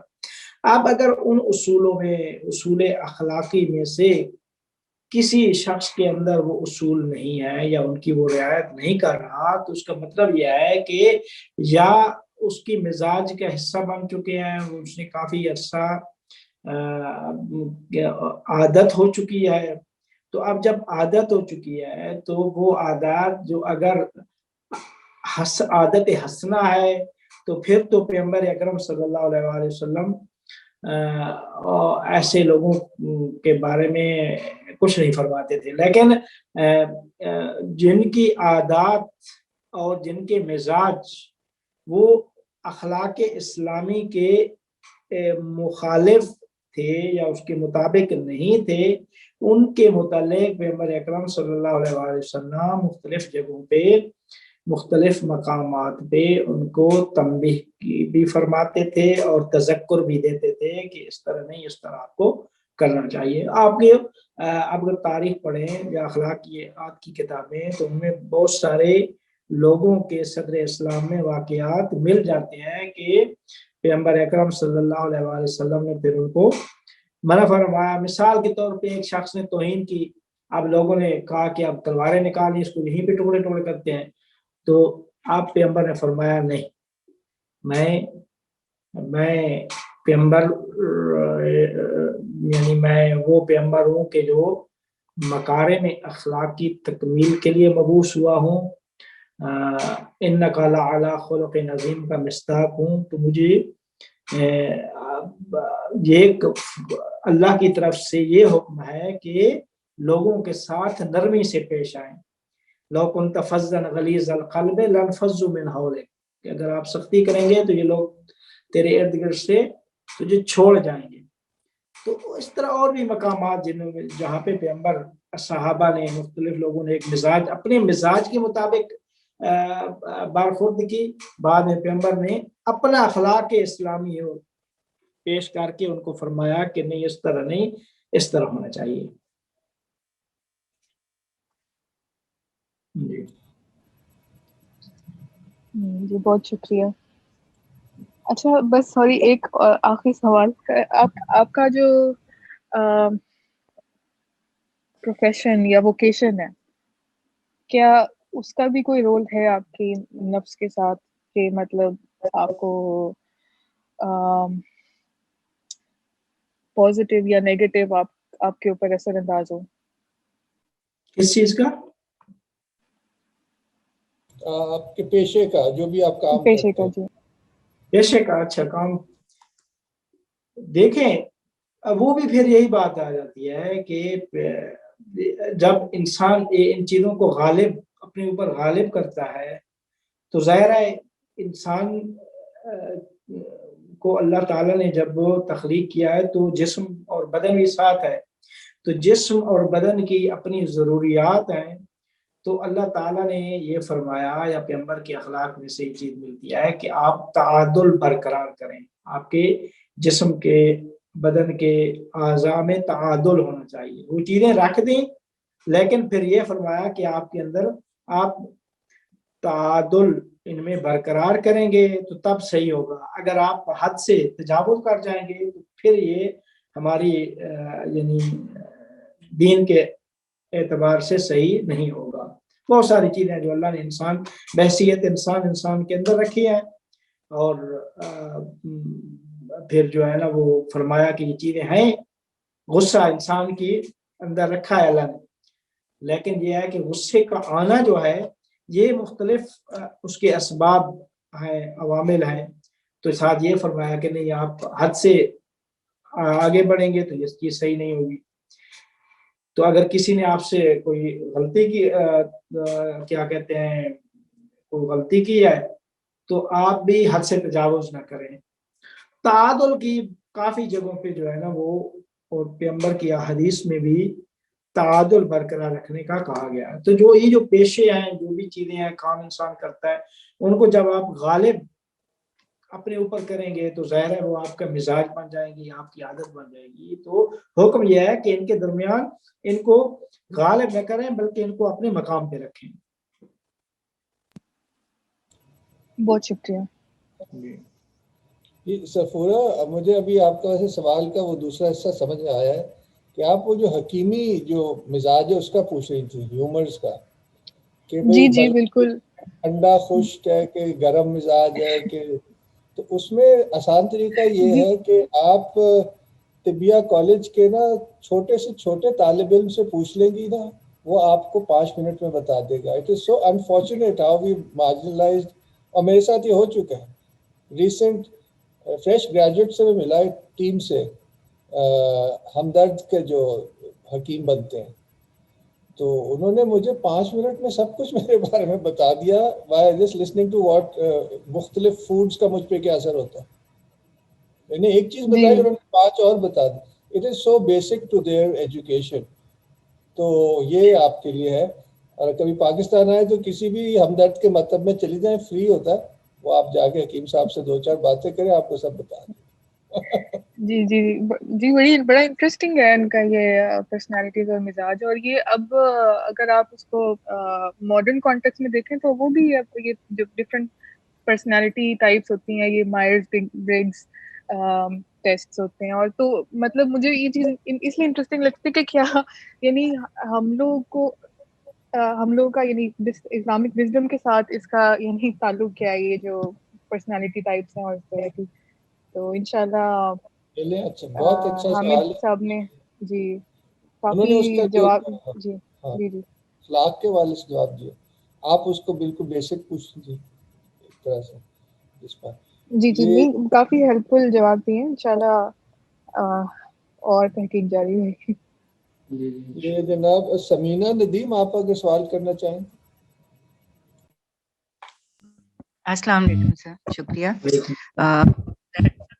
پوچھنا چاہتی تھی کیونکہ بہت ریفرنس انہوں نے خانقاہی نظام کے دیے اور میرے پاس اس کی کوئی نہ بیک گراؤنڈ نہ نالج نہ کچھ، اور مجھے لگتا تھا کہ وہ شاید بہت زیادہ اس کی ترجمانی کر رہے ہیں، اور جس طرح کی ان کی شخصیت ہمارے سامنے آتی ہے اب یہ جانے بغیر کہ خانقاہی نظام کیا ہے یا کس وجہ سے وہ اپنی ان کی یہ ڈائریکشن رہی لائف میں، وہ میرا سوال ان سے تھا جو میں نہیں اب میں آپ کو جواب دینا چاہوں گا، کیونکہ یہ ہمیں بھی نہیں خیال رہا ہے کہ آپ کو شاید ان کا بیک گراؤنڈ نہ پتا ہو اسٹوڈنٹس کو.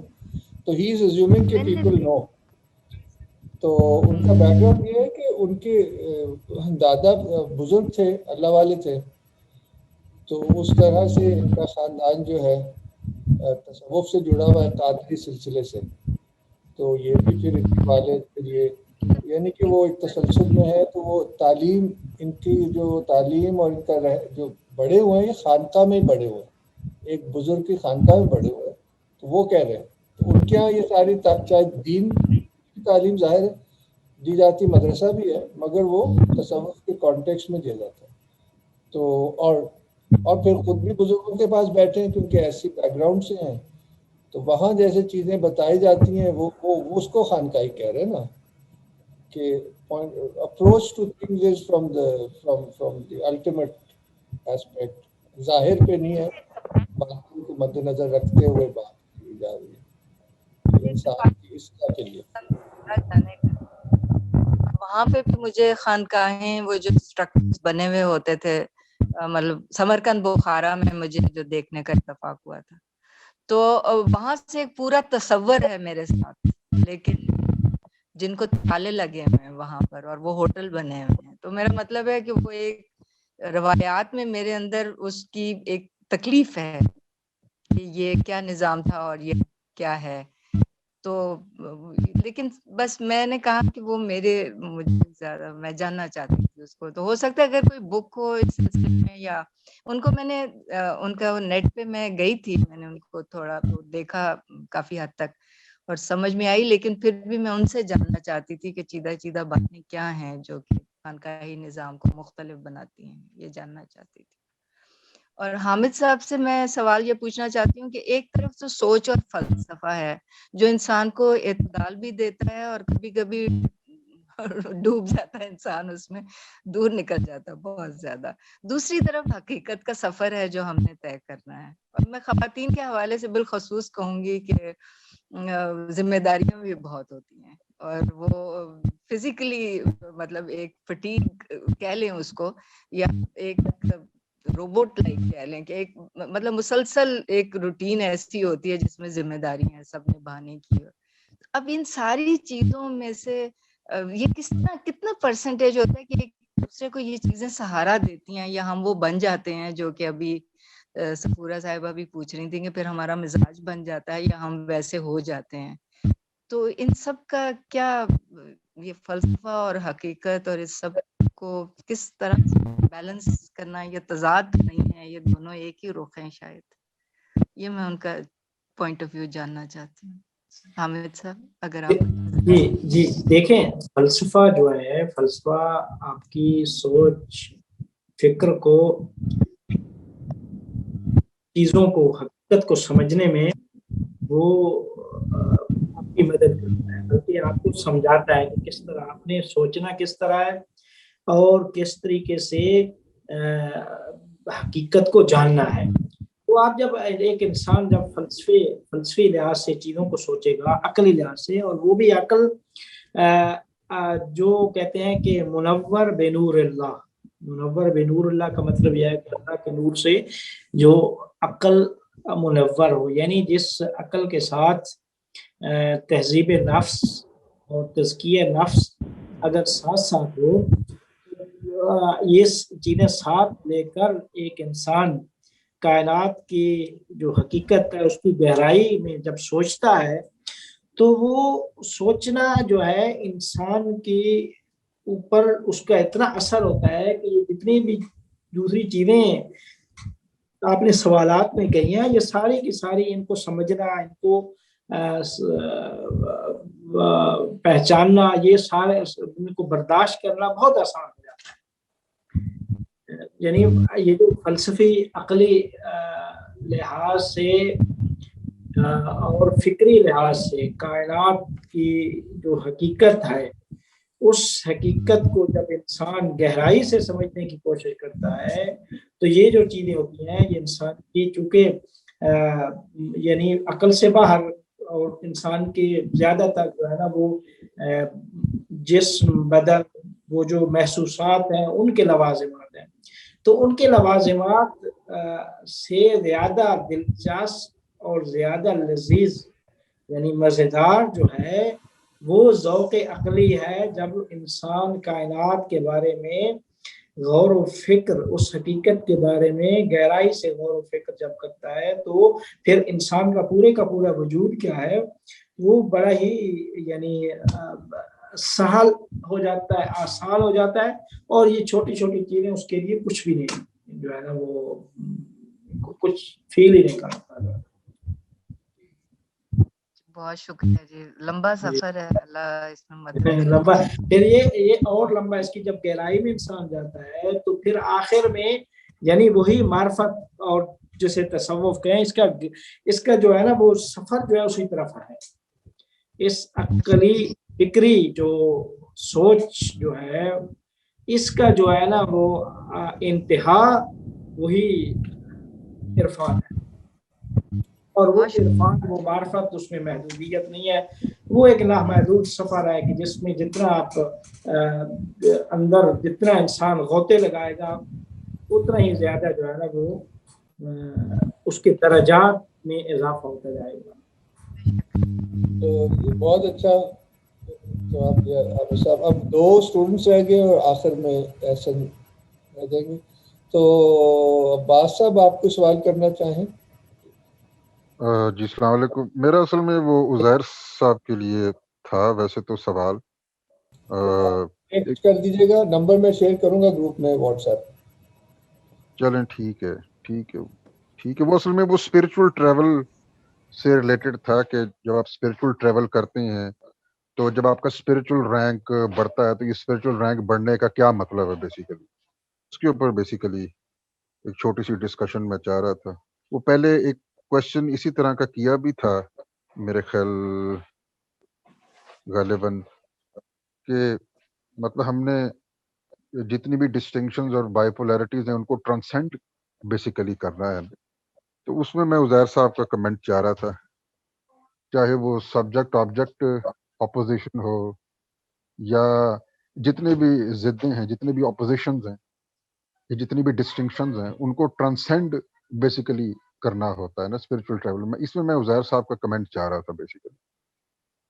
और फिर क्योंकि एंड में जब आप मर्तबा वहदियत जिसको ये इब्न रबी की क्लास में हम पढ़ रहे हैं कि जब मर्तबा वहदियत जो है वो अल्टीमेट एंड है, तो वहाँ तो हर किस्म की ऑपोजिशंस और सेपरेशंस ख़त्म हो जाती है।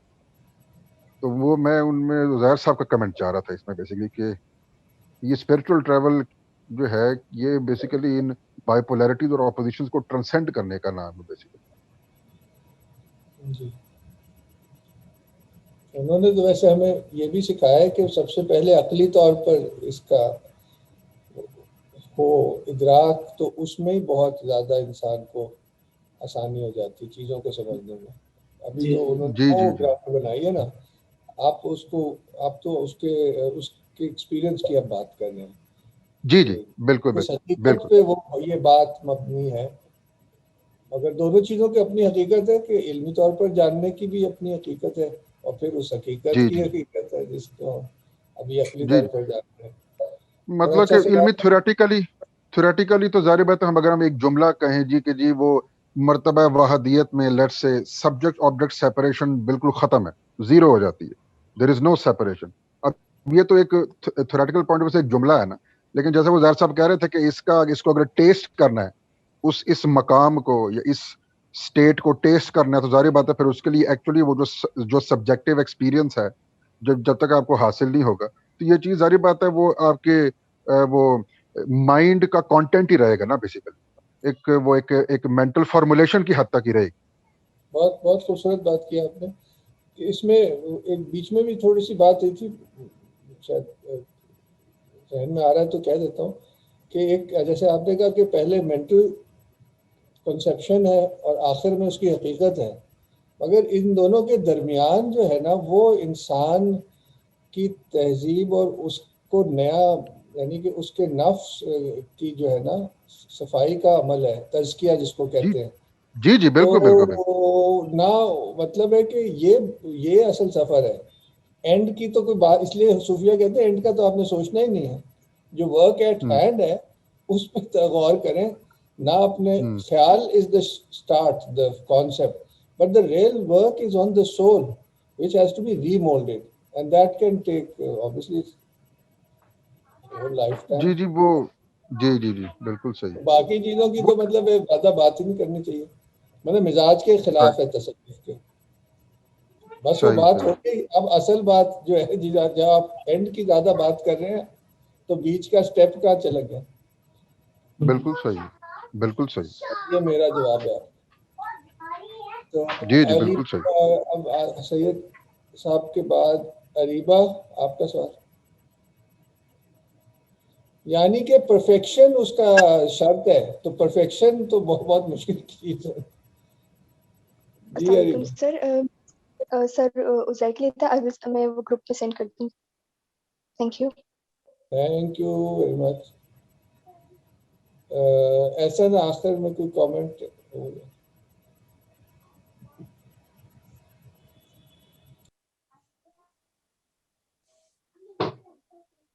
نہیں، آواز نہیں آ رہی، آواز نہیں آ رہی. اس دن بھی یہی مسئلہ ہوا تھا. دوبارہ سے اس کو سلیکٹ کر لیں. نہیں سر میرا بھی سوال ہے، میں کہاں ہوں؟ اوہ ہو، اتنی آج آپ خاموش رہی ہیں کہ میں 2 منٹ پہلے میں صبر کا مظاہرہ کری تھی کہ آپ کو کہیں میں یاد آؤں کہ میرا بھی وجود ہے. آپ بالکل یاد تھی، میں نے پورا سسٹم بنایا ہوا تھا، ابھی بھول گیا. وہ اصل میں سید صاحب کے جو تھا نا سوال، اس میں ذرا جذباتی ہو گیا، اس لیے آپ کو بھول گیا. جی مریم. اچھا، ایک تو میں نے یہ کہنا تھا کہ دونوں اساتذہ کے اکٹھے ہونے کا یہ فائدہ ہے کہ آج فاضل صاحب ماشاءاللہ بہت مسکرائے ہیں. میں نے ان کو کبھی اتنا مسکراتے ہوئے کسی کلاس میں نہیں دیکھا.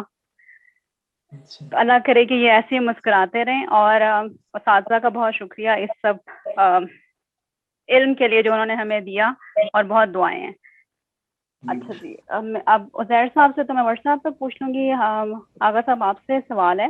یہ علامہ اقبال کی ریکنسٹرکشن آف ریلیجس تھاٹس سے میں نے سوال لیا، تو انگریزی میں ہے تو ترجمہ کرنے کی کوشش میں کروں گی.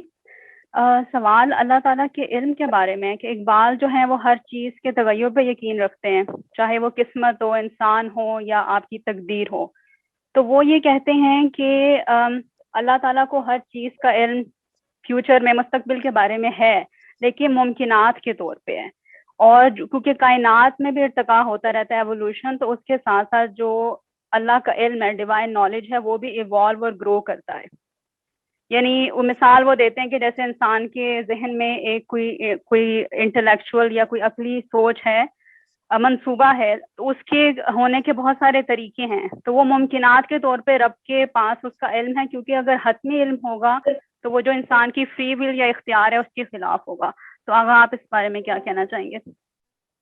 دیکھیں، یہ وہی بات ہے جو ابن سینا نے کیا ہے کہ اللہ تعالیٰ کلیات کا علم رکھتا ہے، جزیات کا علم کے اوپر جو ہے انہوں نے بحث کی ہے. تو امام غزالی نے اسی پہ ان کو کافر کہا تھا کہ ابن سینا قائل ہے کہ اللہ تعالیٰ عالم مطلق نہیں ہے، اور اللہ قرآن میں فرما رہا ہے کہ ہوا بکل شیء علیم، وہ ہر شے کا علم اس کے پاس ہے، چاہے وہ شے ماضی میں ہو یا حال میں یا مستقبل میں. تو یہ قرآن کے بھی خلاف ہے یہ بات. یہ اصل میں ہوا ان کی جو فلسفی جو نظریہ ہے وہ یہ ہے کہ ایک کلی ہوتی ہے، مفہوم ایک کلی ہوتا ہے کہ جس میں کسی قسم کا تغیر و تبدل نہیں ہوتا. کہ جب ہم کہتے ہیں کہ انسان وہ ہے کہ انسان حیوان ناطق ہے، مثال دے رہا ہوں جو منطق فلسفہ میں تعریف، انسان کی ایک تعریف ہے. اب وہ چاہے زائد ہے وہ بھی اس کے زمرے میں آتا ہے، چاہے عمر ہے، بکر ہے، خالد ہے، جو بھی ہے.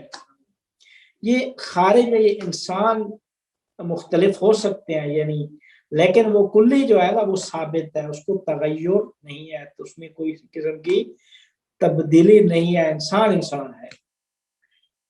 لیکن جو جزیات ہیں وہ قابل تبدیل و تغیر ہیں. انسان، میں، زید، عمر، بکر، خالد، یہ جزیات جو ہیں وہ یہ ساری کی ساری قابل تبدیل ہیں.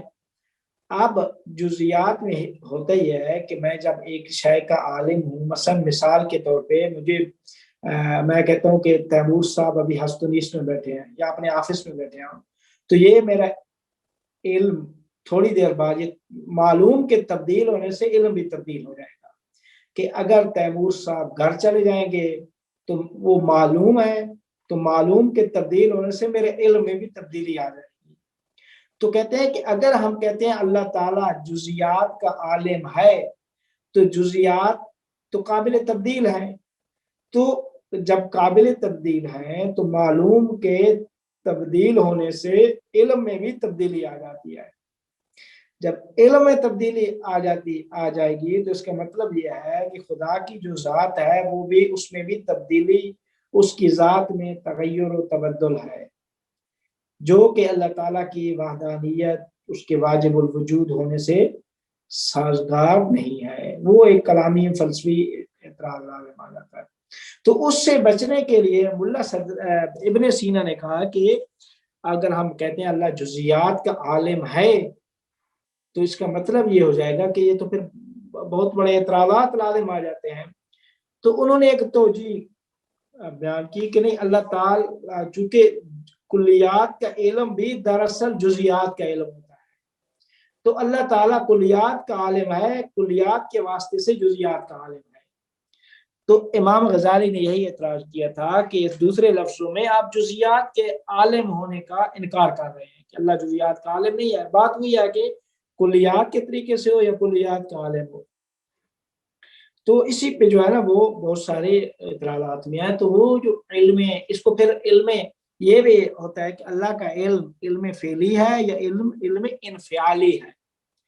फ़ेली इनफ़ियाली की मिसाल दे रहा हूँ कि आपने ज़हन में नक्शा बनाया, नक्शे के मुताबिक बिल्डिंग बनाई, तो ये जो है ना ये नक्शा, ये आपका इल्म फ़ेली है।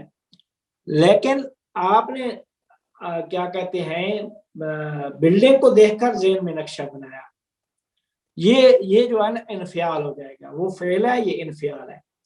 तो क्या अल्लाह का इल्म फ़ेली है या इनफ़ियाली है? यानी मतलब यह है कि अल्लाह का इल्म पहले से है, मालूमात उसके मुताबिक हैं, जो खारिज में जो कुछ जहान है उस इल्म के मुताबिक है, या जो है नहीं खारिज में चीजें हैं उनसे ही अल्लाह के ज़हन में इल्म, अल्लाह के पास इल्म आया है। तो कहते हैं अल्लाह का इल्म इनफ़ियाली तो नहीं हो सकता किसी सूरत में। अल्लाह के इल्म में अशिया थी, इल्म के मुताबिक ही खारिज में उनको वजूद अता हुआ है। तो वो जो ये जो आप ने जो नजरिया नकल किया है अल्लामा इकबाल का, वो दर हकीकत यही बात है कि अल्लाह ताला कुलियात का आलिम है, या कुलियात का तो आलिम है, जुजियात का भी आलिम है। जुजियात के आलिम होने से ये एतराज लाजिम आता है। इस वजह से इब्न सीना ने वो बात ही कुछ और कर दी थी। ये चीज थी सर। वो कुछ लोग उसमें फिर ऐसे कहते हैं जैसे समझे कि दो रास्ते हैं ए और बी, तो अल्लाह को यानी वो अगर वो ये होगा कि एक पॉसिबिलिटी है, मुमकिन ये होगा कि ये बंदा इस ए रास्ते पे जाएगा तो इसके साथ ये होगा, बी पे जाएगा तो वो ये होगा, लेकिन वो अल्लाह ताला नहीं ये इस चीज को तयन करेगा कि ये इंसान ए पे जाए या बी पे, ये उस इंसान के ऊपर है। तो रब को पता होगा कि इसने इस पे जाना है, इसके हिसाब से जो हम जुज़ियात की बात करें। अल्लामा इकबाल ने भी जो नजरिया आगे दिया कि अगर हम कायल होते हैं कि अल्लाह के पास पहले से इल्म है, इल्म मा क़ब्ल अल ईजाद जिसे कहते हैं कि इल्म अल्लाह का फ़ेली है, तो उसके मुताबिक कायनात में चीज़ें वजूद में आई, तो इसका मतलब ये हो जाएगा कि वो जबर है, यानी मजबूर है, हम जबर है। तो क्या इसका जवाब बहुत फलासफा ने, मुतकल्लिमीन ने इस बहस का जवाब दिया है। इसकी ये मुहिम एतराज़ है इस बहस में किया जाता है कि अगर हम कहते हैं कि अल्लाह जो अशिया को का आलिम है मा क़ब्ल अल ईजाद, ईजाद से पहले, तो अगर अल्लाह के इल्म में था कि ये बंदा, इस बंदे ने जाके मसलन जो है ना वो कत्ल करना है फलां को, मसलन फलां नबी वली मसीह को, तो अल्लाह ने उसने जब उसको अल्लाह ने खल किया है तो उसने तो करना है वो काम। अगर हम कहेंगे कि नहीं होगा तो फिर अल्लाह के इल्म में तब्दीली वाक़ आ जाएगी, अल्लाह का इल्म नहीं रहेगा, वो जहालत में तब्दील हो जाएगा। अगर हम कहते हैं कि नहीं होता या तो बस क्या है कि जिस जैसे इल्म में है वैसे ही हो, और अगर वैसे होता है तो इसका मतलब है जबर है कायनात में। ये बहुत सारे लोगों ने ये बातें पेश की हैं, लेकिन मुतकल्लिमीन फलसफा ने ये जवाब दिया है कि अल्लाह ने जो कायनात को वजूद खारजी अता किया है, आयान खारजिया में अल्लाह ताला ने जो सिलसिला रखा वो असबाब व मुसब्बबात पर मुश्तमिल है, इलल व मालूलात, काज इफेक्ट, ये चीज़ें हैं। तो अल्लाह ताला के इल्म में था कि ये चीज़ें अल्लाह ने इस तरह रखा कि अगर ये बंदा अपने इख्तियार से ये करेगा तो यानी उसके अपने अल्लाह ने उसके अपने इल्म में इख्तियार को साथ इजाफा कर दिया कि ये इख्तियार से ये काम करेगा तो तब ये ऐसा होगा। तो फिर दूसरी बात यह है कि इस निज़ाम असबाब व मुसब्बबात जो इस आलम में हम आए हैं, ये आलम सारा, इसको कहते हैं आलम में बहुत सारी चीजें वो शर्त पर मबनी है। शर्त मतलब यानी इस तरह होगा तो इस तरह नहीं होगा, इस तरह होगा तो इस तरह हो जाएगा। ये अगर जो है ना, जहां अगर आ जाए वहां पे इंतखाब होता है, वहां पे जो है ना वो इंतखाब होता है। और इंतखाब में ये होता है कि अगर वो चीज ना हो तो वो भी नहीं होगी। तो अब अल्लाह के इल्म में ये था कि ये चीजें, ये शख्स, इसको मैंने पैदा करके इख्तियार दिया है, अपने इख्तियार से ये काम अंजाम देगा। तो वो जो निहाई इल्म है कि अपने ही काम से, इख्तियार से ही मैंने अल्लाह इंसान को खल्क कर दिया, 2 रास्ते दिखा दिए। अब वो अपने ही इख्तियार से फलां नबी को, नाउज़ुबिल्लाह, या मसीह को या वली को कत्ल करेगा, तो क्या कहते हैं, ये अपने ही इख्तियार से जहां तक पहुंचेगा। तो जो निहाई इल्म है वो अल्लाह के इल्म में होता है कि इसने अपने इख्तियार से ही ऐसा करना है। ये इल्म कलाम फलसफा में इसकी मुतल्लिक बड़ी बहस है। तो जनाब आखिर में एहसन साहब आप क्या फरमाएंगे? जी सर वैसे असल में ये था कि कोई आवाज आ रही है वैसे? जी आ रही है आवाज। शुक्र है। जी सर, ऐसे कोई स्पेसिफिक सवाल था नहीं, क्योंकि उसकी वजह ये कि तो दोनों उस्तादों ने बड़े अच्छी तरह समझाया भी सारे कॉन्सेप्ट्स, कुछ प्रीवियस नॉलेज भी थे उसके साथ भी रेकंसाइल हो गया, तो समझता है काफी कुछ आ गई थी। प्लस ये अभी अब और गहराइयों में जाएंगे, पढ़ेंगे इनको चीजों में। अब जो रीडिंग लिस्ट भी आपसे मांगी थी वो मिलेगी, वो पढ़ेंगे उसको, तो फिर और सवाल लिख लेंगे, वो तो बाद में पूछेंगे। बस एक सर एक ओवर आर्चिंग सवाल था जो कि मरीम के सवाल से मुझे ख्याल आया कि एक तो सर ये वाली चीज कि जो जिनका सवाल था, एक तो मैं अब ये सवाल है कि ये थोड़ा बहुत टाइम से रिलेटेड है कि एक तो हम इस तरह मरीम ने भी सवाल पूछा कि हम क्या कहते हैं, जो करने वाले हैं वो भी खुदा के इल्म में है कि नहीं, वो क्योंकि हम एक तरह से लिनियर टाइम से टाइम को हम एक्सपीरियंस करते हैं कॉज एंड इफेक्ट के अंदर, तो वो उसकी वजह से ऐसे, हालांकि अगर टाइम शायद इस तरह ना हो, cause and effect and cause दोनों चीजें एक साथ भी हो सकती हैं।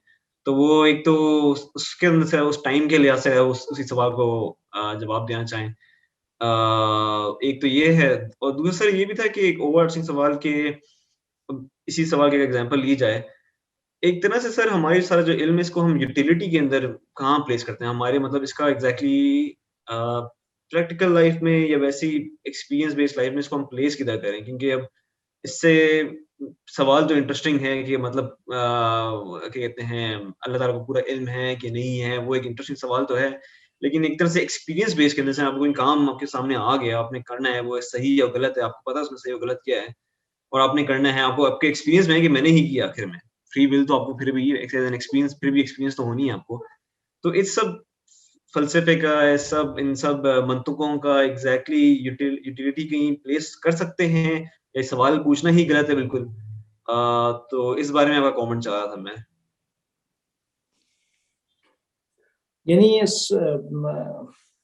यानी आपका आखिरी जो है ना वो यानी सवाल किस चीज के मुतालिक है?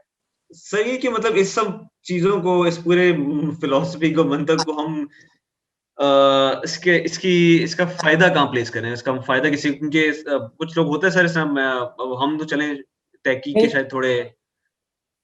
जी सर, यानी अमली फायदा की बात कर रहे हैं, ये जैसे होता है ना बहस में कि ये तो एक ज़हनी बहस है, फिक्री अकली बहस, इसका अमल में क्या फायदा है? कह सकते सर, ये कह लें, क्योंकि अक्सर होता है सर किसी को बताएं ये सब चीजें। हमारा अमली क्या है, फायदा अमली क्या है इसका? जी सर, एक तरह से कह लें। तो फायदा अमली देखें, इस तरह की बहसों में शायद बसा औकात अमली फायदा बाज बहसों में शायद ना हो, लेकिन जो है ना वो इल्म जो होता है, इल्म व मारिफत बिल आखिर जो है ना वो इंसान अपने अंदर यानी महसूस करता है कि मेरी ज़ात के अंदर क्या है, वो इजाफा हुआ है। अगरचे उसको अमली, उसमें शायद बाज़ चीज़ों का अमली उसका कोई शायद फायदा ना हो, लेकिन जो है ना इल्मी उसको जरूर फायदा होगा। तो इल्मी फायदा ही इंसान के लिए, जो इल्मी फायदा ही वो इंसान को अमाल की तरफ बढ़ने का क्या कहते हैं रगबत दिलाता या शौक तरगीब जो है ना वो इल्म के जरिए से ही अमल की तरफ होती है।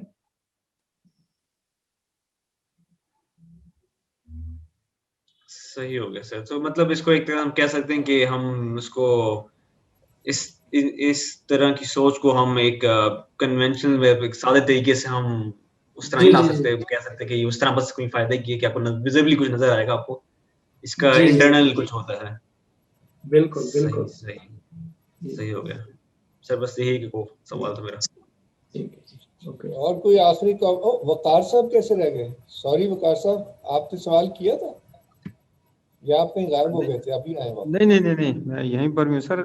नहीं, बहुत शुक्रिया। मेरे जहन में जो सवाल था वो दरमियान में कहीं बात हो चुकी है उस पर, तो इसलिए मैं बड़ी खामोशी से और हमतन गोश तो मगर हम वकार साहब, मैं और आप जो है ना, हम दोनों एक ही तरह के विक्टिम्स हैं और हम तैमूर साहब को पेनल्टी देंगे फिर कभी कि हम दोनों को भूल गए। नहीं, मैं सारे टाइम तो याद था, आखिर में भूल गया। वकार साहब कोई बात नहीं सर, आप हमारे उस्ताद। कोर्स के बारे में आप कोई अपने तासुरात पेश करना चाहें तो बड़ा अच्छा लगेगा। सर ये तो देखिए, अपनी कमाईगी का एहसास बहुत शिद्दत के साथ हुआ इस तमाम अरसे में। इल्म माशाल्लाह बहुत हमारे असातिज़ा कराम को अल्लाह ताला उनकी ज़िंदगी में आसानियाँ फरमाए और उनको और हिम्मत अता फरमाए। यकीनन बहुत सी नई जहतों से सीखने को मिला, फ़लसफ़े के हवाले से भी और इरफान के हवाले से भी, और एक बड़ी इंटरेस्टिंग एक एक्लेक्टिकल किस्म की एक टेंशन मुझे तो महसूस होती रही। और इसी पर एक सवाल पहले भी शायद सकीना बतूल साहबा ने किया था, जो मेरे जहन में भी गर्दिश कर रहा था। तो उस हवाले से देखा जाए तो बहुत से हवालों से नई राहें खुली हैं। कुछ कंफ्यूजन में भी इजाफा हुआ है, जो कि मजीद तहकीक तलब है कि उनको कैसे उस कंफ्यूजन को दूर करना है, और उसके लिए असातिज़ा की रहनुमाई हासिल करने की मेरी तो इंशाल्लाह ख्वाहिश है। तो बहुत शुक्रिया आपका भी और तमाम पार्टिसिपेंट्स का भी कि उन्होंने जिस तरीके से इसमें आज भी और इससे पहले भी जैसा सवाल करते थे। मैं तो चूंकि फ़लसफ़े के रास्ते का बहुत ही, यानी कह लीजिए मेरा ये तो एक पहला ही सफ़र था, पहला कदम था, तो बहुत से हवालों से बहुत कुछ सीखने का मौका मिला और अल्लाह ताला को भी जज़ाए खैर दे। बहुत शुक्रिया। बहुत शुक्रिया। आपके सवाल हमेशा बहुत ही ज़बरदस्त होते थे थ्रू आउट। मगर अब अच्छी बात यह है कि इंशाल्लाह अगली टर्म भी लगता है काफ़ी दिलचस्प होगी। काबिल साहब काफ़ी फ़र्क तरह से कुछ तैयारी कर रहे हैं, उस पर लगता है ज़्यादा आपको करना होगा, तो अभी उसको मैं सस्पेंड करता हूँ। जी तैमूर साहब एक क्वेश्चन, हाँ एक क्वेश्चन था फाजिल साहब से। फाजिल साहब, ये जो अभी आपने इब्न सीना का बताया था कि उनका एक नजरिया था कि कुल और जुज में क्या रिलेशनशिप है, और फिर आपको तो पता ही है मुल्ला सदरा का भी एक नजरिया है कुल और जुज में क्या रिलेशनशिप है। मैं एक क्लैरिफिकेशन चाह रहा हूँ, आप जरा इसकी तस्दीक करें कि ये सही है कि गलत है। इब्न सीना क्या ये कहते हैं कि जब आप पर्टिकुलर से यूनिवर्सल जब बनता है तो ये एब्स्ट्रैक्शन का प्रोसेस है, यूनिवर्सल इज एब्स्ट्रैक्टेड, जबकि मुल्ला सदरा ये कहते हैं कि नहीं, ये जो प्रोसेस है पर्टिकुलर से यूनिवर्सल पे जाने का, ये एब्स्ट्रैक्शन नहीं है, ये इंटीग्रेशन है। जो जुज है वो कुल में हुजूर रखता है, हाजिर है लेकिन जाहिर नहीं होता, और इब्न सीना जो है वो इस चीज में बिलीव नहीं करते। जरा करेक्शन कर दें, क्या ये चीज ठीक है, क्या इसको ऐसे फॉर्मुलेट करना ठीक है? देखें, कुल और जुज और कुल्ली और जुजी ये फर्क है जो है ना वो, ठीक है।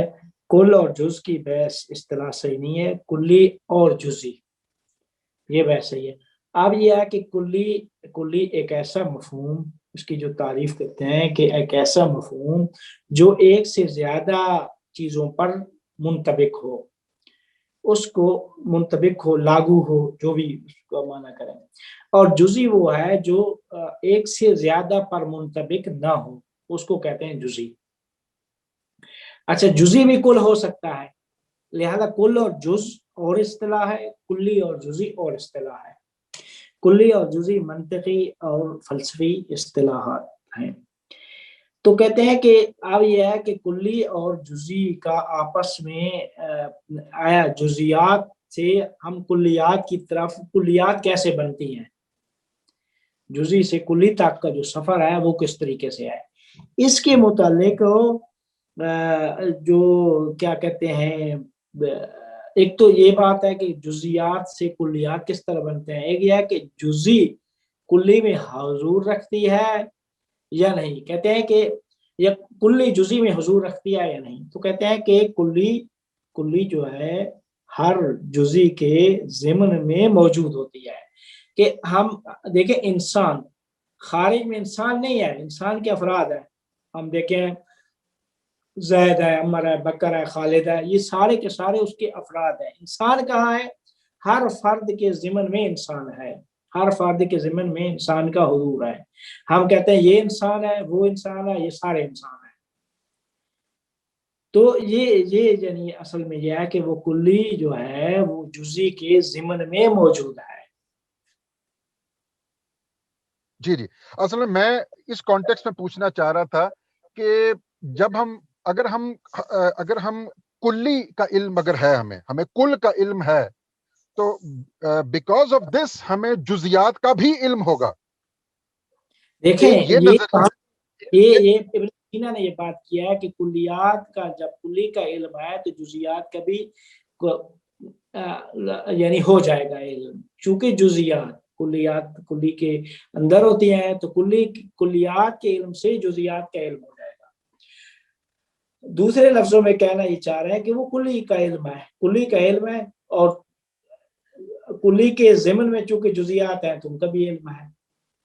इन्होंने गज़ाली ने कहा नहीं, आप ये कहें कि एक एक जुज़ी के बारे में अल्लाह को इल्म है, ये कुरान कह रहा हुआ बिकुल्ले शैइन अलीम पे, कुल हर शय का वो आलिम है, चाहे वो शय कुल्ली हो या जुज़ी हो, मुतलक तौर पे अल्लाह फरमा रहा है। तो इब्न सीना ने यही कहा है कि कुल्ली में ही जुज़ियात है, कुल्ली का इल्म दर हकीकत जुज़ियात का इल्म है। अच्छा, और मुल्ला सदरा ये कहते हैं कि खुदा का जो इल्म है उसमें कुल्लियात और जुज़ियात दोनों शामिल हैं, और इससे उसके इल्म की जो सिंपलिसिटी है, मतलब उसकी नॉलेज सिंपल है, उसकी सिंपलिसिटी जो है वो डिस्टर्ब नहीं होती। बिल्कुल मुल्ला सदरा ये कहते हैं। जी मुल्ला सदरा, जबकि इब्ने सीना ये कहते हैं कि नहीं, सिंपलिसिटी डिस्टर्ब हो जाएगी अगर आप ये कहेंगे कि कुल्लियात और जुज़ियात दोनों का इल्म है। अगर आप वो कहते हैं कि कुल्लियात का इल्म है तभी नॉलेज सिंपल रह सकती है। बिल्कुल जी, सीना के बगैर ठीक हो, बिल्कुल ठीक। Thank you. जबरदस्त, बहुत अच्छा सवाल था। तो हामिद साहब, आपसे भी स्टूडेंट से भी बहुत अच्छा सेशन रहा है मुझे लगता है, तो इजाजत चाहेंगे। खुदा ठीक है जी, गाँव में याद रखिए जी। Thank you very much. अल्लाह हाफ़िज़।